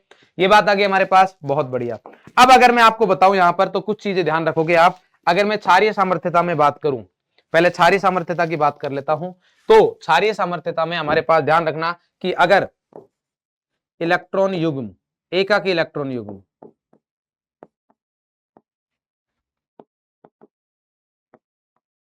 अनुनाद में है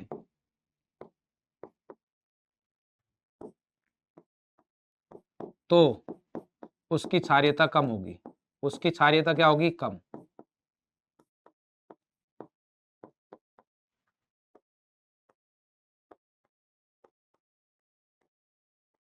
उसकी क्षारीयता क्या होगी, कम। अगर मैं जनरल ऑर्डर लिखूं तो हमारे पास एमाइड, यहां पर जनरल ऑर्डर लिख देता हूं। हमारे पास देखो जो हमारे पास नीट के लिए इंपॉर्टेंट है उसके अकॉर्डिंग बात करूं तो एमाइड की क्षारीय सामर्थ्यता सबसे कम। एमाइड के बाद आएगा एरिल एमीन,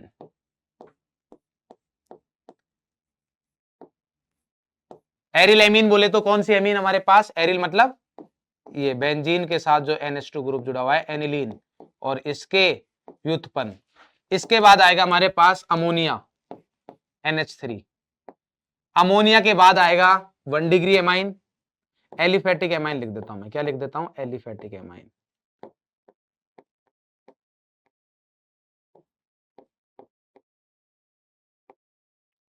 हमारे यही काम आते हैं मेनली। इसके बाद होने को बहुत चीजें होती है, जेई में काफी सारी चीजें पढ़ाते हैं, बट उतना पढ़ाने का कोई मतलब नहीं है, क्योंकि चीजें वो पढ़ो जो सिलेबस में हो, चीजें वो पढ़ो जो हमारे पास सिलेबस में हो। क्लियर है? तो ये हमारे पास चीजें आ गई है। ठीक है, अब यहां पर इंपॉर्टेंट बात यह है कि हमारे पास जो गैसीय अवस्था में अगर आपसे क्या पूछ ले, क्षारीयता पूछ ले, तो गैसीय अवस्था में जो क्षारीयता होती है वो 3 डिग्री एमाइन, उसके बाद 2 डिग्री एमीन, उसके बाद 1 डिग्री एमीन, और देन क्या आता है, अमोनिया। क्लियर? बट अगर आपसे पूछ लिया जाए अम्लीय नहीं, जल में क्षारीयता पूछ ली जाए, तो उस वाले केस में अगर if R is equal to CH3 है, R की वैल्यू क्या है, CH3, तो उस वाले केस में 2 degree then 1 degree then 3 degree then ammonia. कैसे याद रखोगे? अगर R छोटा है तो नंबर भी छोटा होगा, 2130, और अगर R मान लीजिए हमारे पास इसके अलावा कुछ और है, C2H5 है या प्रोपाइल है, कुछ भी हो, तो उस वाले केस में 2 तो सेम है ही, फिर 3 डिग्री देन 1 डिग्री और देन क्या आएगा, NH3, क्योंकि यहां पर जो आएगा वो क्या आएगा, 2310। तो ध्यान रखना, अगर R छोटा नंबर छोटा, R बड़ा नंबर बड़ा। क्लियर? जबकि आप अगर यहां पर अम्लीयता में देखोगे तो अम्लीयता में हमारे पास जो अम्लीयता का ऑर्डर आएगा वो आएगा हमारे पास RSO3H, ये सबसे ज्यादा होता है। देन पिक्रिक एसिड आता है, कौन आता है, पिक्रिक एसिड। पिक्रिक एसिड क्या होता है, OH NO2 और क्या आएगा, NO2। इसके बाद आता है हमारे पास कार्बोक्सिलिक एसिड, कौन आता है, कार्बोक्सिलिक एसिड, RCOOH। क्लियर? अब हमारे पास आएंगे फिनॉल, बट फिनॉल में हमारे पास कौन कौन से आएंगे वो मैं बना देता हूं यहां पर। फिनॉल में हमारे पास कौन कौन से आ जाएंगे, देखो, सबसे पहले हमारे पास 3 वाला आ गया, अब आएगा 2 वाला। 2 वाला कौन कौन सा, OH, यहां पर NO2 और यहां पर NO2। क्लियर? नेक्स्ट जो हमारे पास आएगा वो 1 वाला। अब 1 वाले में सबसे इंपॉर्टेंट है, OH के बाद यहां पर NO2 आएगा। पैरा ज्यादा अम्लीय होता है ऑर्थो के, उसका रीजन ये है क्योंकि ऑर्थो में अंतराण्विक हाइड्रोजन बॉन्ड बनता है, उसकी वजह से। क्लियर? और लास्ट में हमारे पास आ जाएगा कौन सा, OH और मेटा पर NO2। क्लियर? इसके बाद आता है वाटर फिनॉल के बाद, उसके बाद आता है एल्कोहल ROH, उसके बाद आएगा हमारे पास अमोनिया NH3, उसके बाद आएगा अमोनिया से भी पहले आता है हमारे पास RC ट्रिपल बॉन्ड CH। क्यों? क्योंकि यहां पर जो हाइड्रोजन है वो अधिक विद्युत ऋणात्मक परमाणु के साथ जुड़ा हुआ है, sp संकृत 3.25, और जबकि नाइट्रोजन की कितनी होती है, नाइट्रोजन की जो विद्युत ऋणता होती है वो हमारे पास 3 होती है। तो ये हमारे पास अम्लीयता का क्रम आ गया। क्लियर है? यहां पर अगर एक चीज बात करोगे तो अगर आप देखते हो कि अम्लीयता की बात करोगे, किसकी बात करोगे, अम्लीयता, तो अम्लीयता में हमारे पास क्या होगा, अम्लीयता में अगर बात करोगे, ठीक है भाई, तो अम्लीयता में अगर अपन देखें तो देखो, ध्यान से देखना, जिसको आप ऑर्थो इफेक्ट पढ़ते हैं उसको फटाफट से बता देता हूं। यहां पर अगर अपन अम्लीयता की बात करें हमारे पास, तो मैंने आप सभी को यहां पर बताया कि अपन एनायन की स्टेबिलिटी देखते हैं, मतलब किसके देखते हैं, अपन ऋणायन का स्थायित्व देखते हैं, जो ऋणायन बनेगा। तो अगर हमारे पास बेंजीन के COH ग्रुप लगा हो, यानी कि कार्बोक्सिलिक समूह लगा है, और इसके ऑर्थो पैरा पर कोई भी समूह आए, ऑर्थो पर CH3 आए, या +M शो करने वाला, +M दर्शाने वाला है, -M दर्शाने वाला है, कोई भी समूह आए, इसकी अम्लीयता ज्यादा ही रहती है, किससे, मेटा और पैरा से। तो मैं यहां पर बोलूंगा कि आप ऐसा ध्यान रख लेना कि यहां पर ऑर्थो जो रहेगा उसकी अम्लीयता हमेशा ज्यादा रहेगी मेटा और पैरा से। मेटा और पैरा में अपन को चेक करना पड़ेगा कि कौन सा ग्रुप लगा हुआ है, बट ध्यान रखना है कि ऑर्थो का हमेशा ज्यादा रहेगा अगर कार्बोक्सिलिक लगा हुआ है। बट अगर अपन बात करें किसकी, क्षारीयता की, किसकी बात करें, क्षारीयता की। तो क्षारीयता में जब हमारे पास ऑर्थो पर ऐसा कोई समूह आएगा, ऑर्थो पर कोई ऐसा समूह आएगा, तो क्षारीयता हमारे पास कम होती है। क्षारीयता क्या रहेगी हमारे पास, कम। जैसे मान लीजिए हमारे पास यहां पर क्या आया, एनिलीन है। क्या है, एनिलीन। एनिलीन क्या होता है, बेंजीन पर अगर मैंने NH2 लगा दिया तो उसको अपन बोलते हैं एनिलीन। ये आ गया हमारे पास। अब यहां पर इसके ऑर्थो पर अगर मैं कोई समूह लगाता हूं और यहां पर हमारे पास क्या लगा दिया मैंने, मेटा और पैरा, मेटा और पैरा लगा दिया है, तो यहां पर अम्लीयता बढ़ती है, बट क्षारीयता क्या होगी, क्षारीयता हमारे पास कम रहने वाली है। क्षारीयता क्या रहने वाली है, कम रहने वाली है। क्लियर। तो ये हमारे पास कुछ पॉइंट है जो आप ध्यान रखोगे। इसके बाद हमारे पास एक छोटे से 2-3 पॉइंट है जो कि हमारे पास आते हैं काम, रोचक पॉइंट्स के नाम से मैंने यहां पर अलग से ऐड कर दिया है। एक आता है डांसिंग रेजोनेंस, कि ये वाला जो कार्ब धनायन होता है, साइक्लोप्रोपिल मिथाइल मेथिल कार्ब धनायन जो होता है, इसमें डांसिंग रेजोनेंस होता है, जिसकी वजह से ये वाला जो कार्ब धनायन है इसका स्थायित्व 3 pH है, यानी कि खतरनाक रेजोनेंस हो रहा है, उससे भी ज्यादा स्थायी रहता है। इतना खतरनाक अनुनाद होने के बाद भी ज्यादा स्थायी होता है। और उसका रीजन क्या है, डांसिंग अनुनाद। क्या है, डांसिंग अनुनाद। तो इस चीज को ध्यान रखेंगे। दूसरा ब्रेडेट्स नियम हमारे पास यह है कि कोई भी हमारे पास 2 वलय है, उनमें जो कॉमन कार्बन है, जिसको अपन ब्रिज कार्बन बोलते हैं, या ब्रिज परमाणु भी हो सकता है, जरूर नहीं कार्बन हो, ये sp2 संकृत नहीं हो सकता है। sp2 संकृत नहीं हो सकता, यानी कि ये प्लेनर नहीं हो पाएगा जब तक कि रिंग का साइज 8 कार्बन से ज्यादा का ना हो। मतलब ये तभी हो पाएगा जब रिंग का साइज क्या हो, 8 कार्बन से ज्यादा हो। अगर यहां पर जो नंबर ऑफ परमाणु है, नंबर ऑफ परमाणु वलय में अगर ग्रेटर देन लेस देन 8 है तो ये अस्थायी होता है। क्या होता है, अस्थायी होता है। और अब इसके बाद आता है हमारे पास लास्ट इलेक्ट्रॉन इफेक्ट, जो कि हमारा है इलेक्ट्रोमेरिक इफेक्ट। इलेक्ट्रोमेरिक इफेक्ट यहां पर जो होता है ये अस्थायी प्रभाव है। कैसा है, अस्थायी। क्योंकि जो भी अभिकर्मक आएगा अगर मैं उसको हटा लूंगा तो उसके हटते ही यहां पर ये प्रभाव भी क्या हो जाएगा, खत्म हो जाएगा। ठीक है। तो कितने प्रकार का होता है, वही सेम जैसा अपन अभी तक पढ़ते आए हैं। 2 प्रकार का ये होता है, प्लस ई और माइनस ई। प्लस का मतलब क्या है और माइनस का मतलब क्या है, समझिएगा। यहां पर यह कि अभिकर्मक, और ये लगता कब है, इलेक्ट्रॉनिक प्रभाव किन यौगिकों में लगेगा, बहुबंध के केस में लगेगा। कब लगेगा, जब हमारे पास बहुबंध हो परमाणुओं के बीच में, तब लगता है। बहुबंध बोले तो कार्बन कार्बन मतलब द्विबंध या फिर त्रिबंध, तब हमारे पास ये लगेगा। तो प्लस ई क्या है कि अगर पाई इलेक्ट्रॉन एवं अभिकर्मक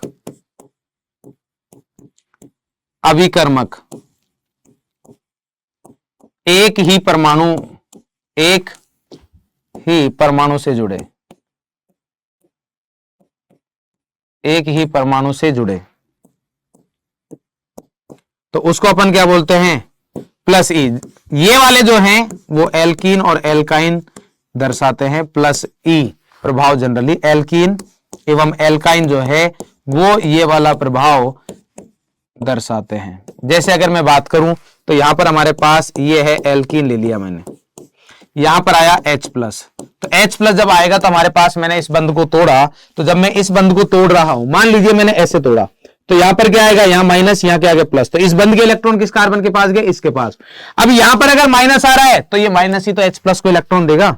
तो मतलब यहां पर जब बनेगा तो ये आ गया C, यहां पर प्लस, यहां पर क्या आया, ये H। तो इसी कार्बन के पास तो इलेक्ट्रॉन आए थे इस पाई के, और इसी के साथ कौन जुड़ा, हाइड्रोजन, इसलिए कौन सा है, प्लस ई।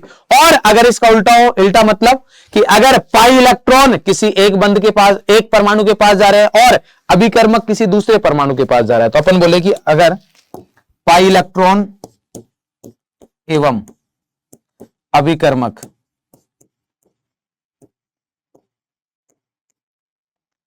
पाई इलेक्ट्रॉन एवं अभिकर्मक अलग अलग परमाणु, अलग अलग परमाणु से जुड़े,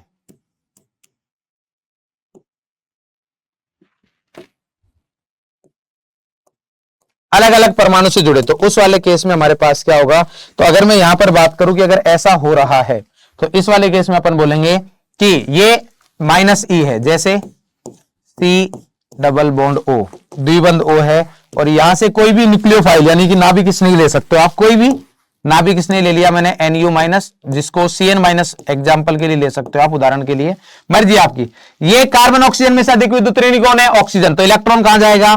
ऑक्सीजन के पास जाएगा। तो ऑक्सीजन के पास गया तो ऑक्सीजन के ऊपर कौन आया? Minus charge. कार्बन के ऊपर कौन सा चार्ज आया? प्लस। यहां पर क्या है? न्यूक्लियोफाइल। न्यूक्लियोफाइल यानी कि नाभिक स्नेह। कहां पर स्नेह करेगा? नाभिक। नाभिक के पास क्या होता है? Plus charge. इसका मतलब ये कहां पर जाएगा? प्लस वाले के पास, इधर। पाई इलेक्ट्रॉन किसके पास गए? ऑक्सीजन के पास। पाई बंद के इलेक्ट्रॉन किसके पास गए? ऑक्सीजन के पास।